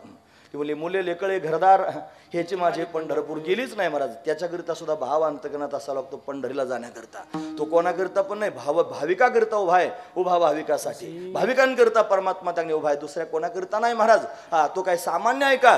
तो त्यांनी जघन प्रमा भक्ता भवलक्षण जघन प्रमाण दावितो प्रमाणम भवाब्धेरी दम्माम कानम नितंबकराभ्याम धृतो येन तस्मात विधातुर्व सत्ये धृतो नाभिकोश परब्रह्मलिंगम भजे पांडुरंगम. सामान्य नाही महाराज. तो प्रत्यक्ष परब्रह्म. भक्तांना त्यांनी जघन प्रमाण म्हणजे कमरे इतकाच भवसागर हे सांगण्याकरिता उभा राहिलेला आहे. भवसागर तरता भवसागर भवसागर तरता भवसागर तरता कार करी तसा चिंता कार करी तसा चिंता कार करीत चिंता का करीत चिंता. पहिलं उभा जाता पहिलं उभा जाता पहिलं उभा राहता पहिलं उभा राहता कधी करे कधी करे ठेवणीया कधी करे ठेवणीया. पायी घाला मिठी याचे पायी घाला मिठी त्याचे पायी घाला मिठी त्याचे पायी घाला पायी घाला मिठी त्याचे पायी घाला मिठी त्याचे पायी घाला मिठी. बोलणे घे जग देखी भवसागर तरता कारे करी तसा चिंता पहिलं उभा दाता कटिकर ठेवून या त्याचे पायी घाला मिठी. मोलने घे जग जेठी भावा एकासाठी खांदावा हे आपुल्या. महाराज म्हणतात फुकट फुकट त्यांनी भवसागरातून तारून नेतो. म्हणून घरातून निघताना त्याच्याकडं आस लागली पाहिजे. त्याच्या भेटीची ओढ निर्माण झाली पाहिजे. हा त्यातला भाव आहे महाराज. एका जणाला बरंच रडत राहू घड्यावर बसवलं. चलन वारीला निघला. त्यानं आपल्या पिशव्या भरल्या पडशी पताक हातात घेतली आणि उंबऱ्याच्या बाहेरच आला महाराज फक्त. आणि जायचं आता वारीला जाण्याकरिता निघाला. त्याला समजून सांगितलं त्या मित्राने मला चल वारीला. निघाला वारीला जाण्याकरिता आणि फक्त बाहेर पडला आणि त्याची ती उर्मिला आली. उर्मिला कळते ना तुम्हाला. लक्ष्मणाच्या बायकोचं नाव तो उर्मिला. तो वनवासाला गेला तो ती चौकटीला हात लावून उभी राहिली. 14 वर्ष तशीच उभी होती म्हणतात. तशी याची उर्मिला चौकटाला हात लावून उभी राहिली.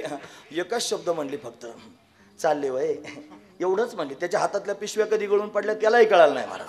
हा, असं त्यांनी अशी वारी असते लोकांची. हा, वारी पांडुरंगाकडे तोंड केलेलं असतं आणि 3 फोन दिवसातून घरी असतात. उठले का रे दुपारी गुराला पाणी पाजलं का संध्याकाळी धारा काढल्या का तू जातो कशाला तुझ्या वाचून काय उपाशी बसला का देव. दिवसातून 3 15 दिवसाची वारी 45 फोन 15 त्रिक. अशी त्याने अवस्था कशाला वारीला जायचं महाराज. त्या वारीला जाताना भाव अंतकरणात असला पाहिजे. देव भेटावा. देव भेटत असतो महाराज. कोणत्या ना कोणत्या रूपात येत असतो. तो आपल्याला दिसत असतो. त्याला ओळखलं पाहिजे. आधी त्याची ओळख सांगितली. मी क्रमबद्ध तुमच्या समोर बोलतोय. तो सच्चिदानंद स्वरूप आहे. तो विश्वाला निर्माण करणार आहे. 3 तापाचा नाश करणार आहे. तो श्रीकृष्ण रूपाने त्यांनी उभा आहे. तो मनात साठवला पाहिजे. तो त्यांनी महाराज अशा पद्धतीने आठवलं पाहिजे. कसा आहे आधीच मनात त्याचा विचार करून ठेवलं पाहिजे. असा आहे त्याला पाहण्याकरिता मला जायचं आहे. मग त्यांनी त्याला पाहण्याकरिता निघतो. म्हणतात बोळे भाबडे लोक रस्त्यानं भजन करताना ज्याला अभंग म्हणता येत नाही असे काही आमच्या दिंडीत मी पाहिले महाराज. ते पाठीमागे चालतात. या पंढरीच्या वाट माझा पांडुरंग भेट, या पंढरीच्या वाट माझा. पंढरीच्या वाटच पांडुरंग भेट. मग पंढरपुरात कोण भेटत? तो पंढरपुरात नाही भेटत, पंढरीच्या वाटेनेच भेटतो महाराज. तो भक्तांना तिथंच अशा पद्धतीने सांभाळतो. हा त्यातला भाव आहे. तो भेटण्याची आस लागली पाहिजे, तो भेटण्याची ओढ निर्माण झाली पाहिजे, आपल्या मनात भाव निर्माण झाले पाहिजे. मला देवाला पाहायचंय डोळ्यानं. तुकोबरायांच्या मनात भाव आहे. ते म्हणतात नको ब्रह्मज्ञान आत्मस्थिती भाव, मी भक्त तू देवायसे करी. दावे रूप मज गोपिका रमना, ठेवीन चरणावरी माथा.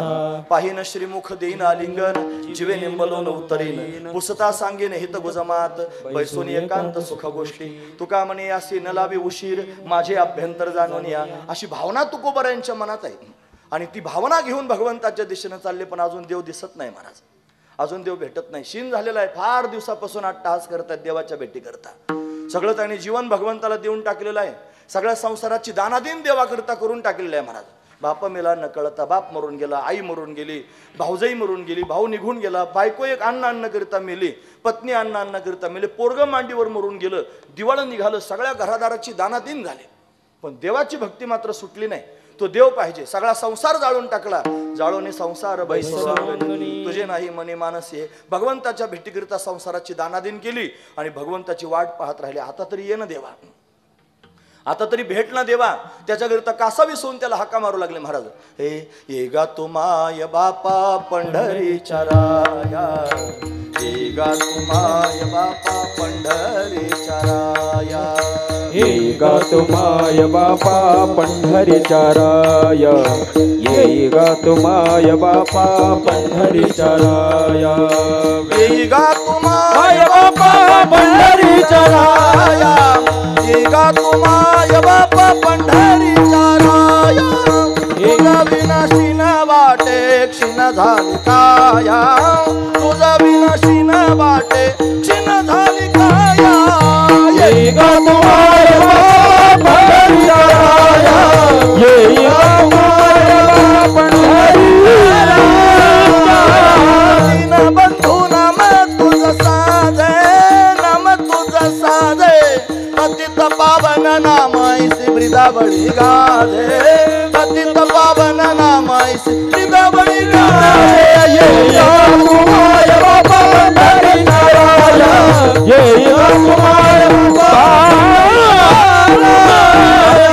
मतीन कर्महीन माझे, यातीन मतीन कर्महीन माझे. सर्व लज्जा सांडोनिया शरणागो तुझे, सर्व लज्जा सांडोनिया शरणागो तुझे.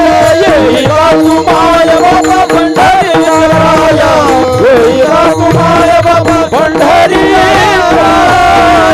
उभा नीट कटेवरी केले, विटेवरी उभा नीट कटेवरी कर.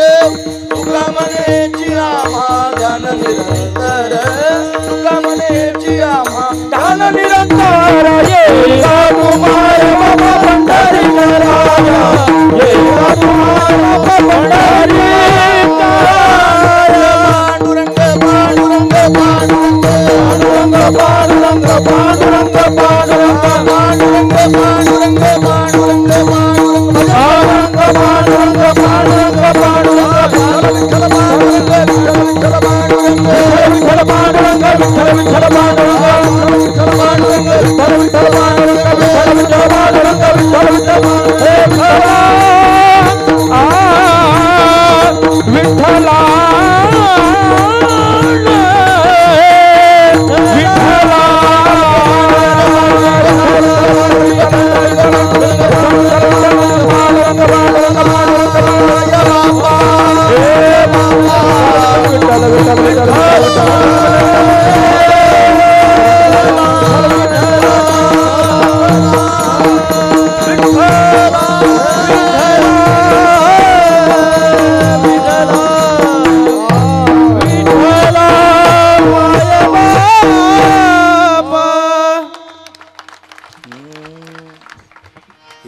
तुमाय बापा पंढरीच्या राया. भगवंताला हाक मारली पाहिजे. मला माहिती आहे तोडी आहे, हा मध्येच गाऊ नाही तोडी. जर कीर्तनच त्या प्रकारचं आहे ना, कीर्तन त्याच भावनेतलं आहे, त्याच्यामुळे तोडीतले भाव आहेत महाराज असो. म्हणून आता यांना मी काय म्हणलं हे पण नाही कळालं, ठराविक लोकांना कळालं असेल, ज्याला कळेल त्याला कळेल, असू द्या. म्हणून त्यांनी भगवंताच्या भेटीची आस आहे. काय आस आहे? ते म्हणतात देवा तुला पाहावंसं वाटतंय, देवा तुला आलिंगन द्यावंसं वाटतंय, देवा तुझ्याबरोबर बोलावं वाटतंय, तू आलास ना देवा की तुला उंच आसनावर बसून तुझ्या पायाजवळ बसावं वाटतंय, माझं मस्तक तुझ्या मांडीवर ठेवावंसं वाटतंय, असं वाटतं तू तुझा हात माझ्या मस्तकावरून फिरवावा, मी किलकिल्या डोळ्यानं तुझ्या मुखारविंदाकडे पाहावं आणि माझ्या अंतकरणातले जेवढे भाव आहेत ते सगळेचे सगळे मी तुझ्यासमोर व्यक्त करावेत, मी तोंड भरून तुझ्याशी बोलावं आणि तुम्हाला विचारावं. तू जर विचारशील ना देवा तर पुसता सांगेन हितगुजमात बैसोनी एकांत सुख गोष्टी, सुखाच्या गोष्टी करीन रे देवा. पण तू कसा प्रगट होत नाहीस, अजून कसा येत नाहीस, अशी आस निर्माण झाली. किती आस उत्कट झाली माहिती आहे. जीवना वेगळी मासोळी तैसा तुका तळमळी, तशी तळमळ अंतकरणाची निर्माण झाली. पंढरीच्या रस्त्यानं त्यांनी चालायला लागले देवाला भेटण्याकरिता. आस अंतकरणात आहे. कन्या सासुऱ्याशी जाय मागे परतोनी पाहे, तैसे झाले माझ्या जीवा केव्हा भेटशी केशवा, कधी भेटशील रे देवा, अशी आस. भेटी लागी पंढरी नाथा, जीवा लागली तळमळ व्यथा, जीवा लागली तळमळ व्यथा, जीवा लागली तळमळ व्यथा. पंढरी नाथा, जीवा लागली तळमळ व्यथा, जीवा लागली तळमळ व्यथा, जीवा लागली तळमळ व्यथा.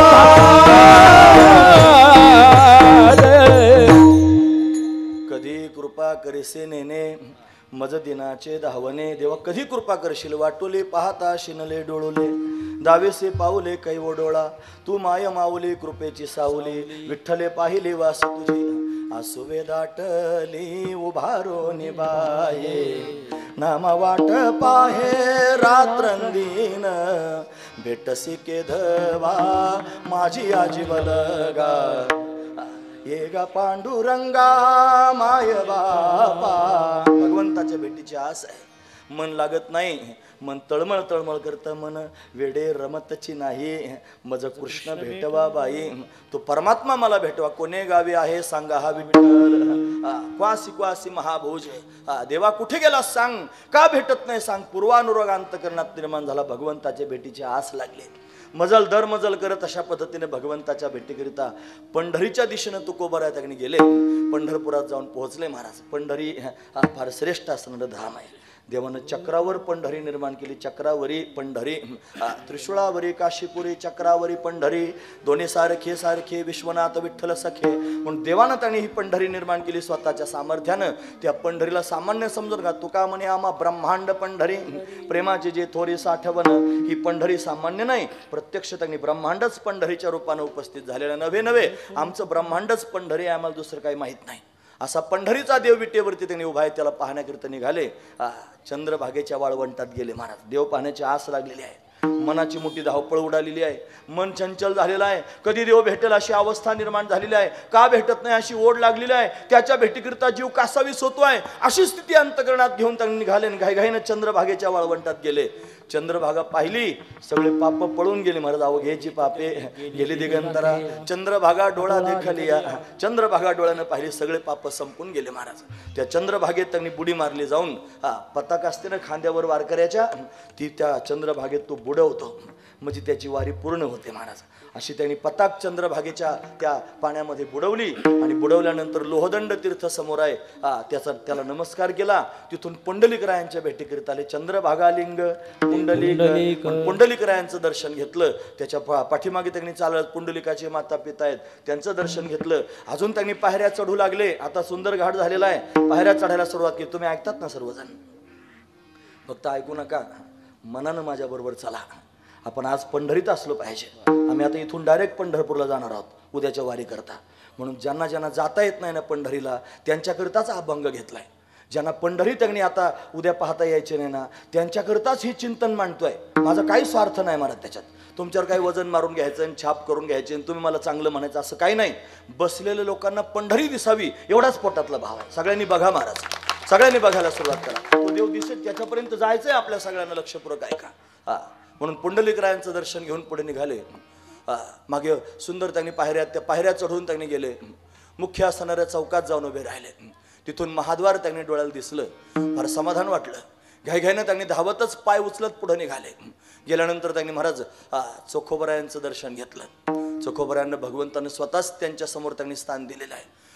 नामदेव महाराजांनी त्या पितांबरात आस्ती आणल्या आणि देवाने स्वतःच्या हाताने चोखोबरायांना समोर समाधी दिली. माझ्या चोख्याचं दर्शन घेतल्याशिवाय माझी वारी पूर्ण व्हायची नाही. मग चोखोबरायांच्या त्या शिळेवर त्यांनी मस्तक ठेवायचं आणि पुढे नामदेव पायरी आहे. या नामदेव पायरीवर त्यांनी मस्तक ठेवलं. पायऱ्या चढत 14 पायऱ्या आहेत महाराज. त्या मोजून आलेला महाद्वार अतिशय दिव्य आहे. आतमध्ये प्रवेश त्यांनी केला. आतमध्ये प्रवेश केल्याबरोबर डाव्या हाताला आणि विशाल गणपती पाहायला मिळतो. त्या गणपतीला नमस्कार केला. इकडच्या बाजूला त्यांनी महाराज जळोजी मळोजी संत आहेत. आतमध्ये प्रवेश केला. प्रवेश केल्यानंतर डाव्या हाताला पुन्हा दत्त पार आहे. दत्त भगवंताला नमस्कार केला. त्याच्या समोर त्यांनी देवाच्या गरुड हनुमंत त्यांनी उभे आहेत. त्या गरुड हनुमंताला नमस्कार करून त्यांनी 16 खांबी मंडपापर्यंत भक्त जातो. तो दगडी मंडप आहे. त्याला 16 खांब आहेत महाराज. त्याच्या आतमध्ये गेलं की गरुड खांबाचा मंडप येतो. त्याला 36 खांब आहेत. त्याच्या आतमध्ये प्रवेश केला की त्या गरुडाचा खांब डोळ्यापुढे दिसतो. हा गरुड म्हणजे त्यांनी भगवंताचं वाहन आहे. त्या भगवंताच्या वाहनाला आधी नमस्कार करायचं. जाऊन कडकडून त्यांनी महाराज मिठी मारायचं. जणू काय माझं माहेर सापडलंय आणि माहेरातले सर्वच त्यांनी अशा पद्धतीनं सभासद मला भेटतायत म्हणून त्या गरुडाला त्यांनी नमस्कार करायचा. त्याला भेटायचं. मग पुढे त्यांनी जायचं. तिथे एक शिळा आहे, रंगशिळा. निळोबराय वर्णन करून सांगतात. निळा उभा रंग शिळे प्रेमे पाझरतात ते डोळे. इकडून इकडून त्यांनी जय विजय उभे आहेत.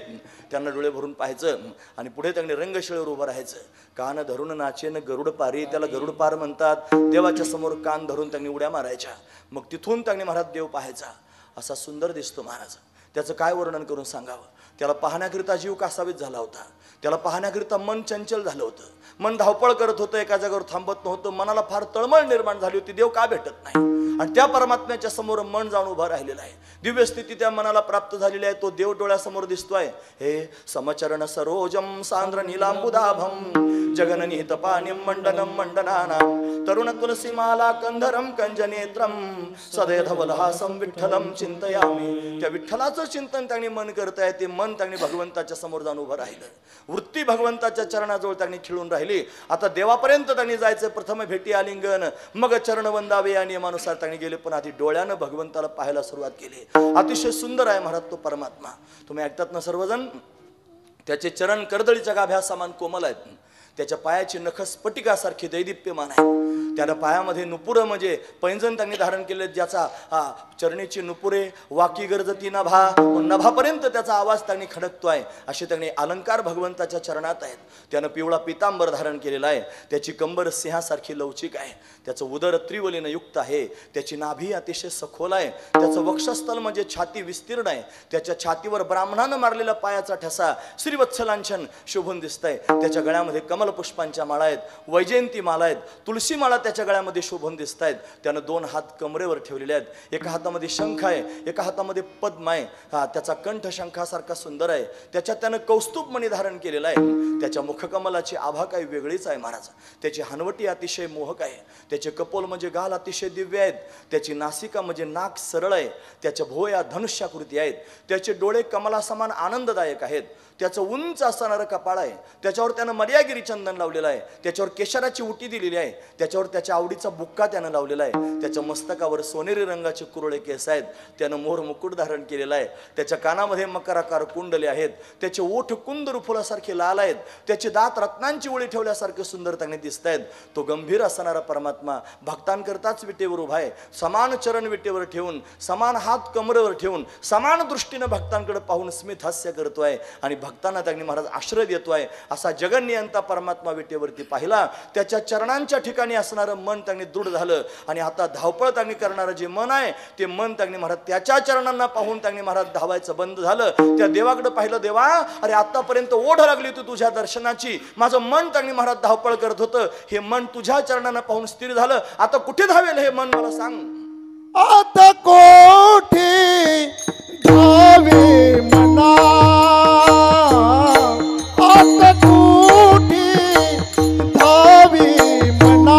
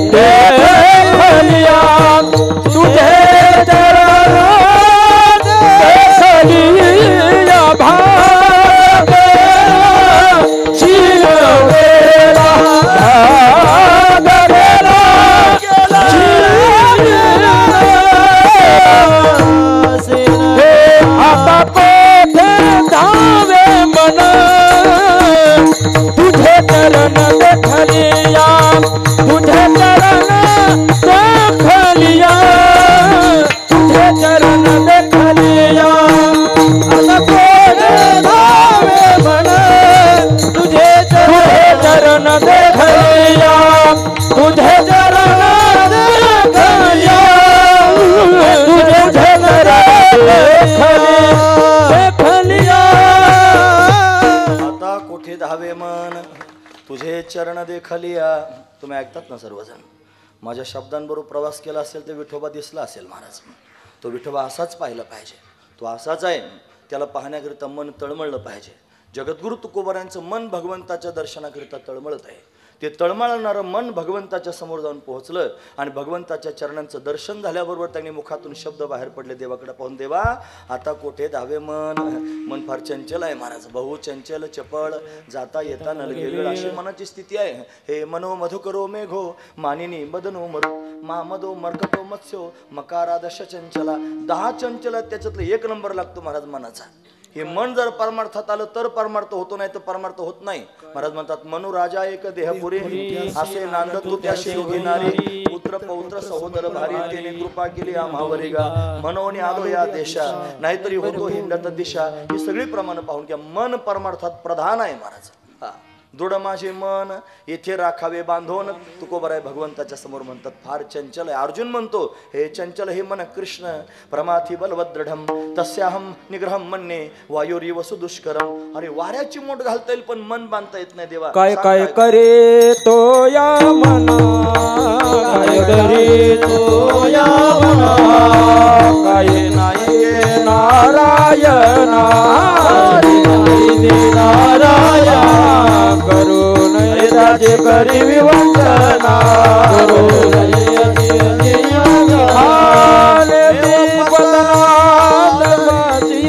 काय काय करे तो या मना. काय काय करे तो या मना.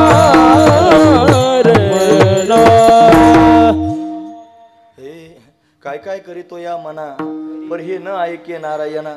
करू नये त्याची करी विवंचना. नेव पतना आदरिले. हे मन फार घातक आहे महाराज.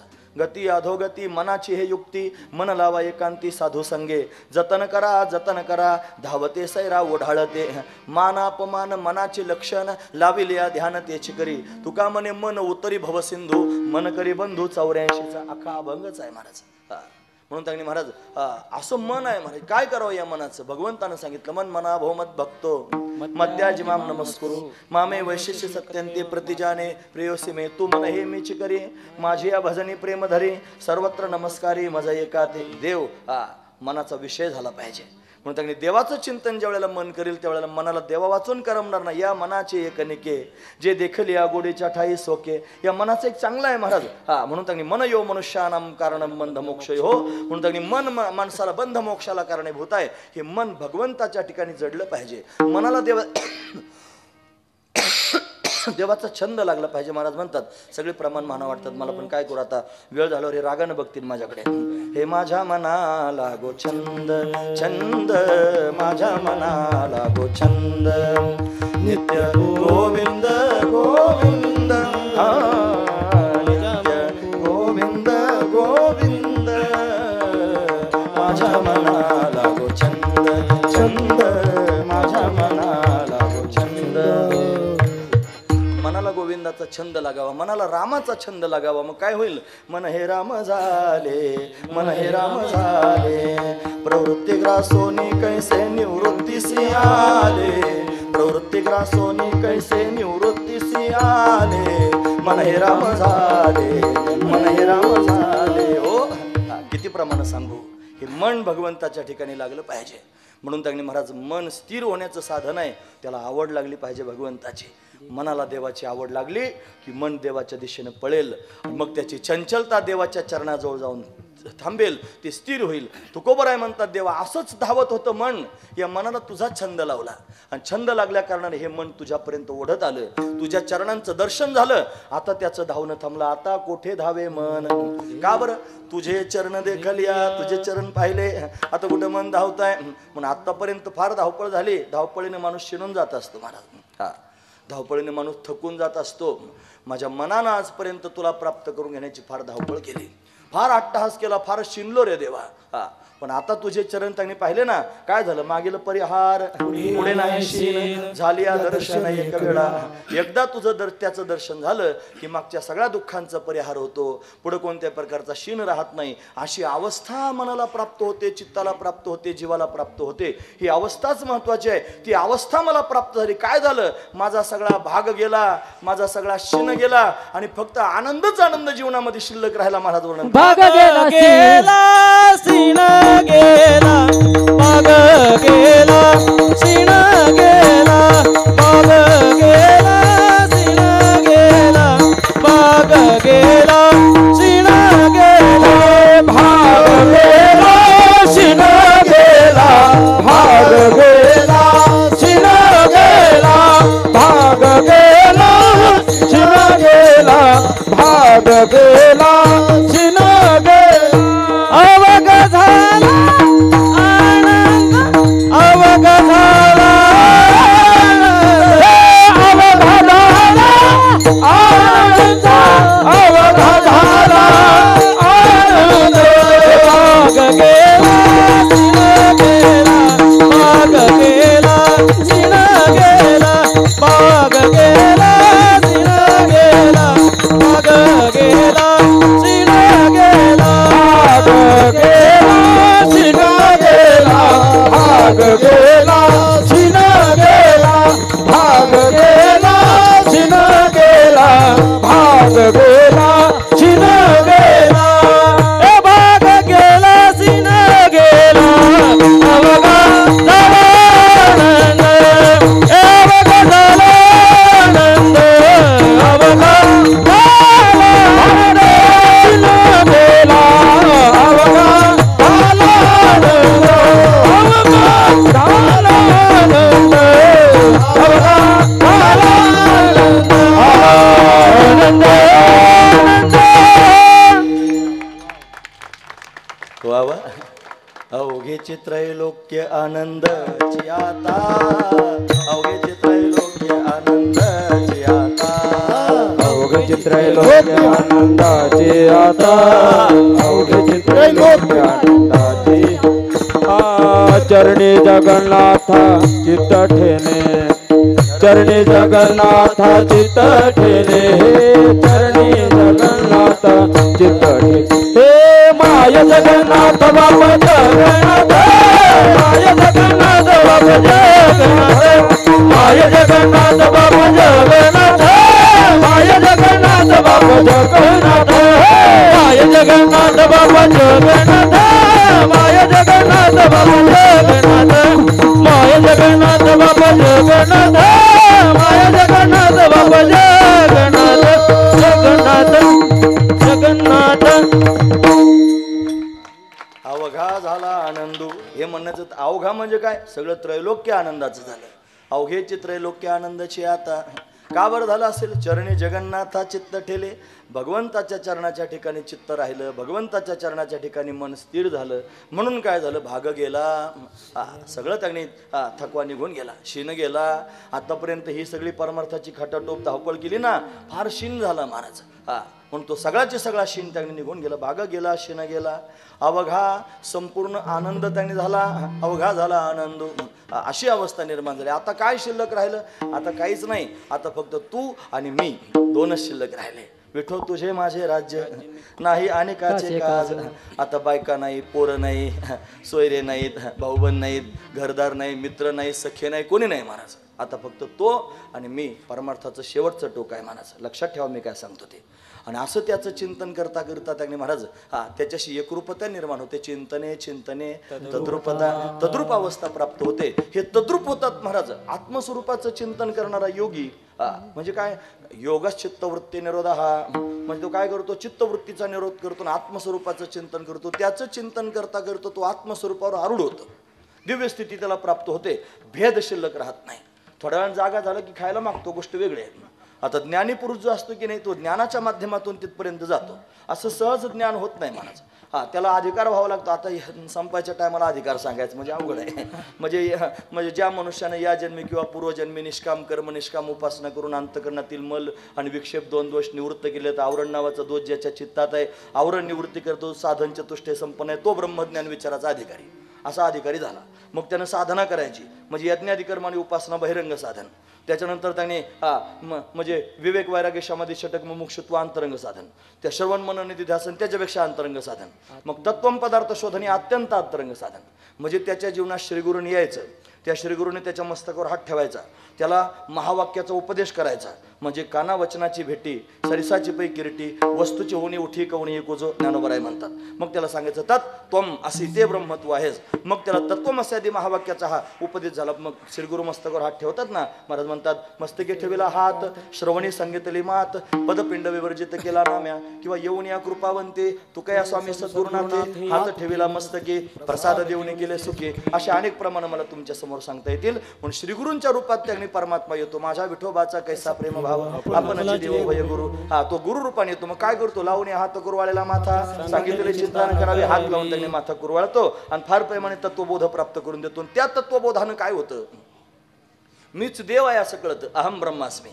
मग झाला अंगे देव होईल आपण तयासे हे जनाव हे देव. सगळीकडे देवच देव प्रतीतील येतो. त्या देव वाचून काही शिल्लकच राहत नाही. म्हणजे जगामध्ये ब्रह्मदेश उघडे असं सगळीकडे परमात्मा दर्शन त्याला त्यांनी घडतं. मग तो परमात्माच पाहतो. आत पाहिलं तरी आत हरी आणि बाहेर पाहिलं तरी बाहेर आहे हरीच. हरिमय त्याचं जीवन होतं. हीच समाधी आहे, एकरूपता ज्ञानाच्या माध्यमातून एकरूपता. मग त्याला काही करायचं राहत नाही महाराज. जे जे दृष्टी दिसे ते हरिरूप तुझ्या ध्यान जप त्याशी नाही अशी त्याची अवस्था तयार होते महाराज ज्ञानाच्या माध्यमातून. आहे की नाही, एकरूपता झाली. म्हणून त्यांनी ही एकरूपता झाल्यानंतर त्याला समाधान प्राप्त होत नाही. समाधान प्राप्त होत नाही. समाधानाच्या प्राप्तीकरिता वेगळं साधन आहे. तुम्ही ऐकतात ना सर्वजण. म्हणजे द्वैतातून अद्वैतात गेलं की स्थिरता प्राप्त होते, पण समाधान नाही. समाधानाच्या प्राप्तीकरिता अद्वैतातून परत द्वैतात यावं लागतं. महाराज म्हणतात अभेदोनी भेद राखी याला अंगी वाढावं या जगी प्रेम सुख. जगात प्रेम सुख वाढण्याकरिता त्यांनी अभेद स्थितीला जाऊन ते परत भेदाचा स्वीकार करतात. म्हणजे वास्तव अभेद आणि कल्पित भेदाचा स्वीकार करतात. मग मी भक्त तू देवायसे करी असं म्हणतात. न लगे हे मज तुझे ब्रह्मज्ञान गोजरे सगुण रूप पुरे असं म्हणतात. मोक्षपदे तुच्छ केली या कारणे आम्हा जन्म घेणे युगायोगी विटेयासे सुख नो हे भक्तिरस पुढता पुढती आस सेवावे असं म्हणतात. देवा हाती रूप धरविला आकार निधू निराकार होत्याशी असं म्हणतात. म्हणजे त्याला देव म्हणून समोर उभं करतात. आपण त्याचं त्यांनी भजन करतात. या भजनात दोघांचा पण फायदा होतो महाराज. काय फायदा होतो, देवाला पण सुख प्राप्त होतं. त्याला मिळतं म्हणतो वैकुंठ सोडून आलं या सुखा कारणे देव वेळावला वैकुंठ सोडून संत सदनी राहिला. म्हणून त्यांनी वैकुंठात सुख मिळत नाही म्हणून देव त्यांनी संतांच्या घरात राहतो, तोही सुखी होतो. आणि भक्ताला पण सुख प्राप्त होतं त्याच्या संगतीचं. म्हणून त्यांनी महाराज ते सुख प्राप्त करून घेण्याकडे भक्ती सुखा लागे आपण पेची दोन्ही भागी वाटून या अंगी सेवके बाणे असे अनेक प्रमाण मला माहिती आहेत. पण ब्रह्मज्ञान झाल्यानंतर पुन्हा त्यांनी भक्तीचा स्वीकार करतात. आणि त्या भक्तीच्या माध्यमातून काय प्राप्त करून घेतात तर भगवंताचं प्रेम प्राप्त करून घेतात. ते प्रेमच महत्वाचं आहे. मग आपण पाहिलं ना गात जागा प्रेम मागा विठ्ठला. ते प्रेम फार सरस आहे महाराज. नाथ महाराजांसारखे महापुरुष प्रेमाची मागणी करतात. प्रेम सुख देई प्रेमाविन नाही समाधान. पण ते प्रेम परमात्म्याजवळ प्राप्त होत असतं हा महत्वाचा विचार आहे. त्याचे चरण विटेवरती पाहिले, त्या चरणांना मिठी घातली आणि मग त्या परमात्म्याचं प्रेम ओसंडून वाहू लागलं आणि त्या प्रेम रसाच्या ठिकाणी दृढ झालं. म्हणून त्यांनी का बरं दृढ झाला, त्याचीच आवड होती म्हणून. माणसाला ज्याची आवड असते ना माणूस तेच करतो. संसाराची आवड असली की संसारच करतो. त्याला राजकारणाची आवड असली की ती हेडत राहतो. त्याला जर सवय राहतात ज्याला ज्याची आवड आहे ते त्याच प्रकारचं करणार महाराज. ज्याला भांडायची आवड असते गप राहत नाही, ते कारण काढून भांडण करतं. त्याला आवडच असते भांडणं करायची, अशी त्याला सवय झालेली असते. ज्याला जी गोष्ट आवडते माणूस तेच करतं. तसं त्यांनी महाराज भगवंताच्या प्रेमाची जर आवड लागली ना दुसरं काही पाहावं. आम्ही दवाखाना चालवत होतो आम्ही बऱ्याच वर्षापूर्वी. आणि असं टेबल होता, त्या टेबलवर त्यांनी बरेच आता वारकरी होते आमचे सगळे प्रेमाचे. आणि ते येऊन गप्पा मारीत बसायचे. पेशंट नसल्यानंतर आम्ही बसायचं आणि गप्पा मारीत असताना एक वारकरी रस्त्याने चालले. बाबा होते वयस्कर, त्यांचं आडनाव गावखरे होतं. चासमध्ये गावखरे बरेच आहेत. ते काठी टिकवीत चालले होते. आणि त्यांनी फक्त डोकून पाहिलं आतमध्ये. आणि पाहिल्यानंतर त्यांना 2-4 गांधावाले वारकरी दिसले. ते काही दुखत नव्हतं, काही खुपत नव्हतं, काही नाही. पण काठी टिकवीत 2-4 पायऱ्या चढून दवाखान्यात आले. मला वाटलं काहीतरी पेशंट आलं, ते बाकीचे उभे राहिले, त्याला वाटलं याला पेशंट आलं, आपण काहीतरी सारखावं. हां म्हणलं तसं नाही, तुम्ही बसा बसा सगळे. म्हणजे का बरं? मग कसं काय आलात बाबा? म्हणे काही नाही, तुम्हाला पाहिलं म्हणून आलो. हां. आणि रडायला लागलं महाराज म्हातारं. आम्हाला सगळ्यांना पाहून म्हातारं रडायला लागलं. का रडायला लागलं माहिती आहे? तो म्हणला तुम्हाला सगळ्यांना पाहिलं आणि मला पंढरीच्या वारीची आठवण झाली. काठी टेकवीत गावातली गावात फिरतो, मला गावातही चालता ये ना, पंढरपूरच्या वारीला कधी चालायचो, पण असं वाटतं सारखी त्यांनी वारी घडावीन. वारी करता करताच जन्म अशा पद्धतीने संपावं. त्याला आवड कशाची? त्या वारीची. त्याला आवड कशाची? त्या वारकऱ्यांची. त्याला आवड कशाची? त्या सत्संगाची. त्याला आवड कशाची महाराज? त्या दिव्य असणाऱ्या प्रेमाची. ती आवड म्हणून त्याच्या डोळ्याला पाणी आलं. का? त्याचं मन तिकडं ओढतंय, हा महत्वाचा विचार आहे. ज्याला जी आवड असते ना त्याचं मन तिकडंच ओढत राहतं, हा त्यातला भाव. म्हणून भगवंताची आवड निर्माण व्हावी, त्याच्यामध्ये रस निर्माण व्हावा, आणि मग मात्र दुसरं काय आठवत नाही महाराज, फक्त तोच आठवतो, हा महत्वाचा विचार आहे. म्हणून भगवंताचं प्रेम या माध्यमातून प्राप्त होतं आणि त्या प्रेमरसाच्या ठिकाणी दृढ असणारे मिठी पडते. का बरं? त्याची मोठी आवडच निर्माण झाली होती. म्हणून महाराज वर्णन करू सांगतात, प्रेम रस बैसली विठी, प्रेम रस बैसली विठी, प्रेम रस बैसली विठी, प्रेम रस बैसली विठी, प्रेम रस बैसली विठी, प्रेम रस बैसली विठी, बैसली प्रेम रस बैसली विठी, प्रेम रस बैसली विठी. आवडीला ती मुखासी, आवडीला ती मुखासी, भाग गेला सिनो गेला, भाग गेला सिनो गेला. आवडीला मुखासी भाग गेला शिन गेला, भाग गेला शिन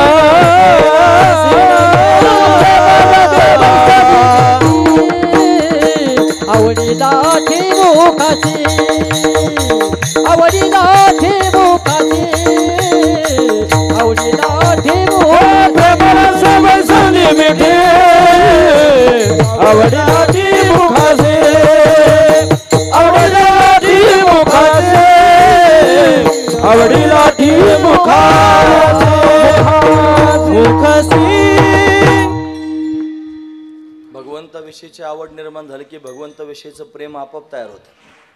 आणि ते तयार झालं, आपलं प्रेम भगवंताला एकदा कळालं ना की याच्या पोटात आपल्याविषयी प्रेम आहे, की मग देवाचं प्रेम ओसंडून वाहतं. महाराज माझ्या विठोबाचा कैसा प्रेम भाव. आपणच हे प्रमाण म्हणतो की नाही आपण.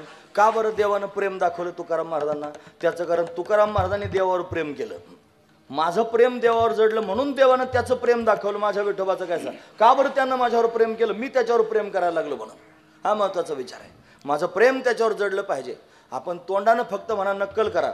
माझं म्हणणं ऐका तुम्ही काय सांगतो ते. फक्त नक्कल करा, देवा मी तुझ्यावर फार प्रेम करतो. फक्त नकलीनं म्हणा. एक दिवस असा येईल महाराज ओरिजिनल प्रेम तयार होईल पोटामध्ये. हे कंबर बांधून तुमच्या समोर त्यांनी बोलायचा कार्यक्रम चालूच आहे. पण तुम्हाला काय माहिती, बाहेरून पांढरे कपडे घातून फार छान दिसतंय, आतमधला उकिरडा तुम्हाला दिसतो का? आतमध्ये काम, क्रोध, लोभ, मोह, मद, मत्सर, दंभ, अहंकार हा सगळा खरकटीपणा आतमध्ये बसला, तुम्हाला दिसतो का? नाही दिसत. हा देवाला दिसतो. हा महत्वाचा विचार आहे.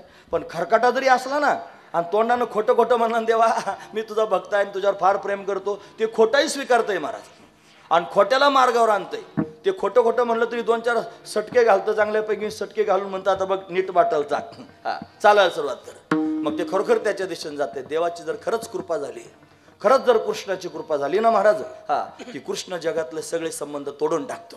हा तू म्हणाला असं जर असलं तर मग माळा काढून टाकलेलं चांगलं, नाही तर बायका पोरं घरदार आम्हाला त्याचे छान वाटतंय. हा तसं नाही. हे जर जोपर्यंत हे आपले वाटतात, हा जोपर्यंत संसारात त्यांनी सुख वाटतं तोपर्यंत परमार्थ म्हणणं त्यांनी खोटंच आहे महाराज, चुकीचं आहे. हा ज्या दिवशी त्यांनी संसारात रसच वाटणार नाही त्या दिवशी समजायचं भगवंताच्या ठिकाणी प्रेम खरं जडलेलं आहे. पण प्रेमरसे तो प्रेम देतो. प्रेमरसे बैसली मिठी, आवडी लाठी मुखाशी. आतापर्यंत त्याचीच आवड निर्माण झाली होती, ते प्राप्त करून दिलं. त्याच्याशिवाय दुसरं काही नको होतं.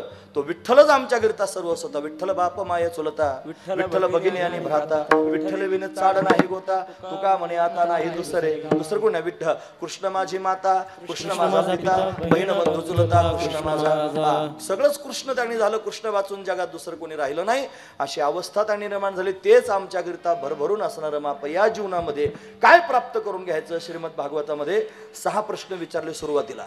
ते 9:05 सांगत जाऊ नये, पण मी फक्त आठवण करून देतो. हा महत्वाचा विचार आहे.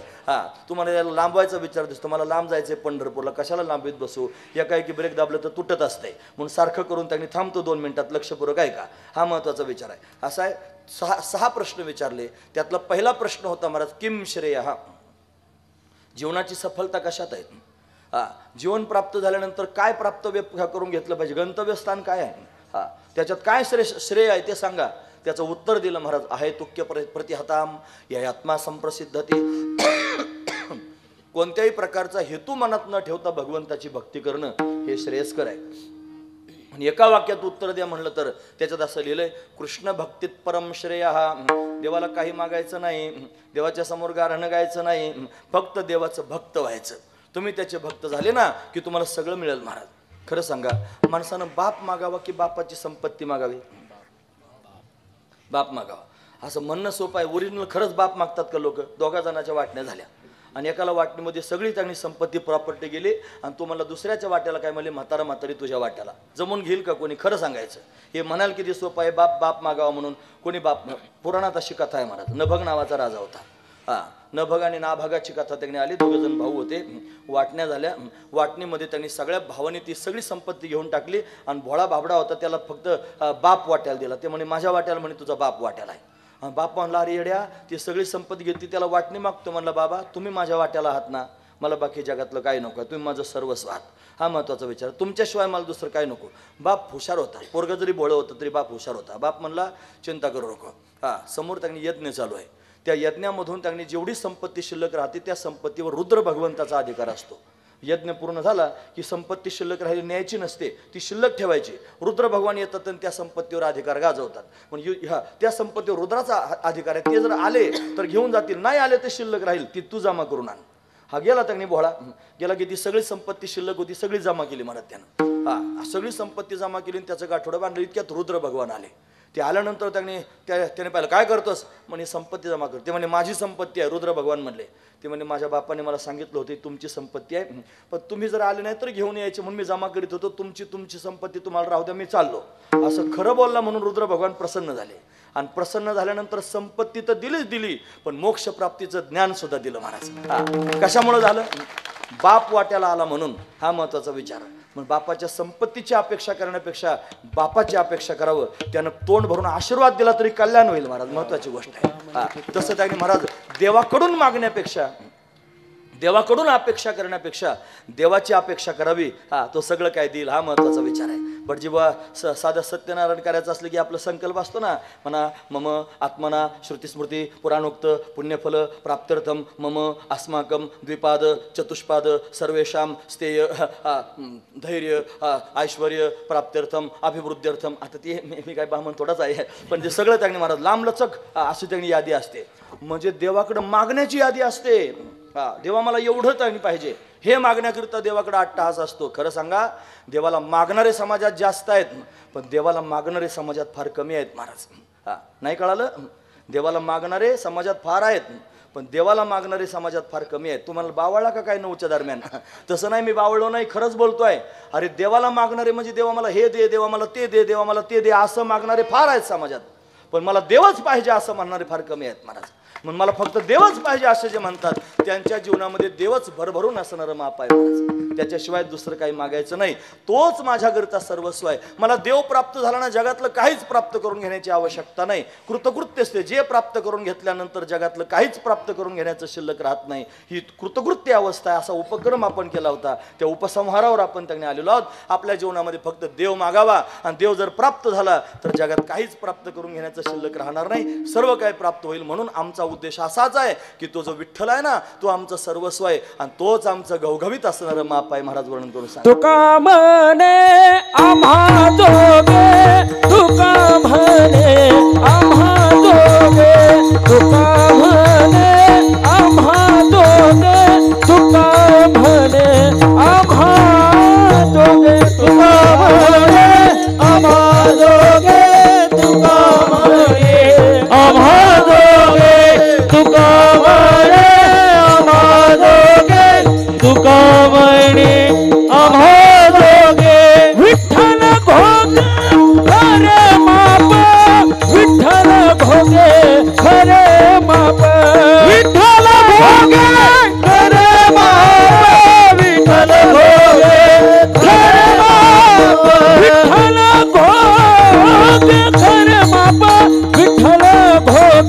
खरे माप विठ्ठल भोगे खरे माप विठ्ठल भोगे खरे भाग गेला शिन गेला भाग गेला शिन गेला भाग गेला शिन गेला भाग गेला शिन गेला भाग गेला शिन गेला भाग गेला शिन गेला भाग गेला शिन गेला भाग गेला शिन गेला अवघात झाला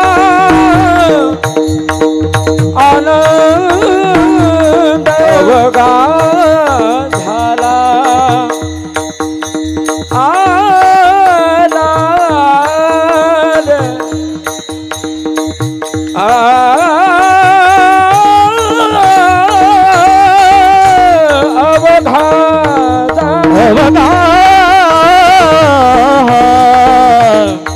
अवघात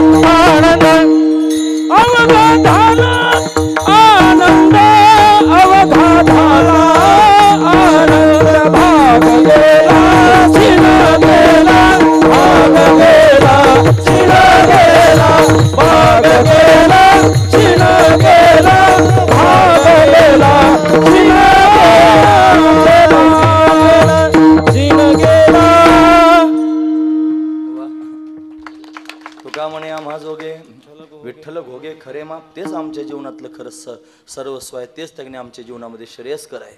म्हणून तो परमात्मा प्राप्त झाला याच्यातच आमचं जीवन समाधानी झालं. म्हणून वारकरी त्यांनी मजल दर मजल करत पंढरपुरापर्यंत जातो, भगवंताचं दर्शन प्राप्त करून घेतो आणि त्याच्या दर्शनानं त्या भक्ताला वारकऱ्याला अशी अवस्था तयार होते. ही स्थिती त्यांनी फार उच्च कोटीची स्थिती महत्त्वाची आहे आणि ती त्यांनी तुकोबरा या अभंगाच्या माध्यमातून व्यक्त करत आहे. त्याच्यात बोलण्यासारखं बरंच आहे. आता ते भाग गेला शिन गेला म्हणतात आणि अजून मी बडबड करून तुम्हाला कशाला शिन आणला पाहिजे. पण वेळेत त्यांनी 10-15 मिनटं स्वस्तात लोकांना, त्याच्यापेक्षा जास्त मग तकलीफ होऊ शकते. म्हणून वेळेत थांबलेलं चांगलं. माझ्याकडे बोलण्यासारखं बरंच आहे, तरी निर्धारित वेळ त्यांनी संपूर्ण 10-15 मिनटं जास्त झालीत. आपण या ठिकाणी थांबणार आहोत. असं त्यांनी महाराज विठ्ठलच सर्वस्व कोणाला वाटला, या विठ्ठलाचं प्रेम कोणाला प्राप्त झालं, विठ्ठलाला पाहून कोणाचं मन अशा पद्धतीने स्थिर झालं असेल तर सगळ्या संतांचं झालं. कोण्या कोण्या संतांचं झालं माहिती आहे का तुम्हाला? सांगू का थोडंसं? सांगू. हे ज्ञानेश्वर माऊली महाराज ज्ञानेश्वर माऊली महाराज ज्ञानेश्वर माऊली महाराज ज्ञानेश्वर माऊली नारायण माऊली तुकाराम माऊली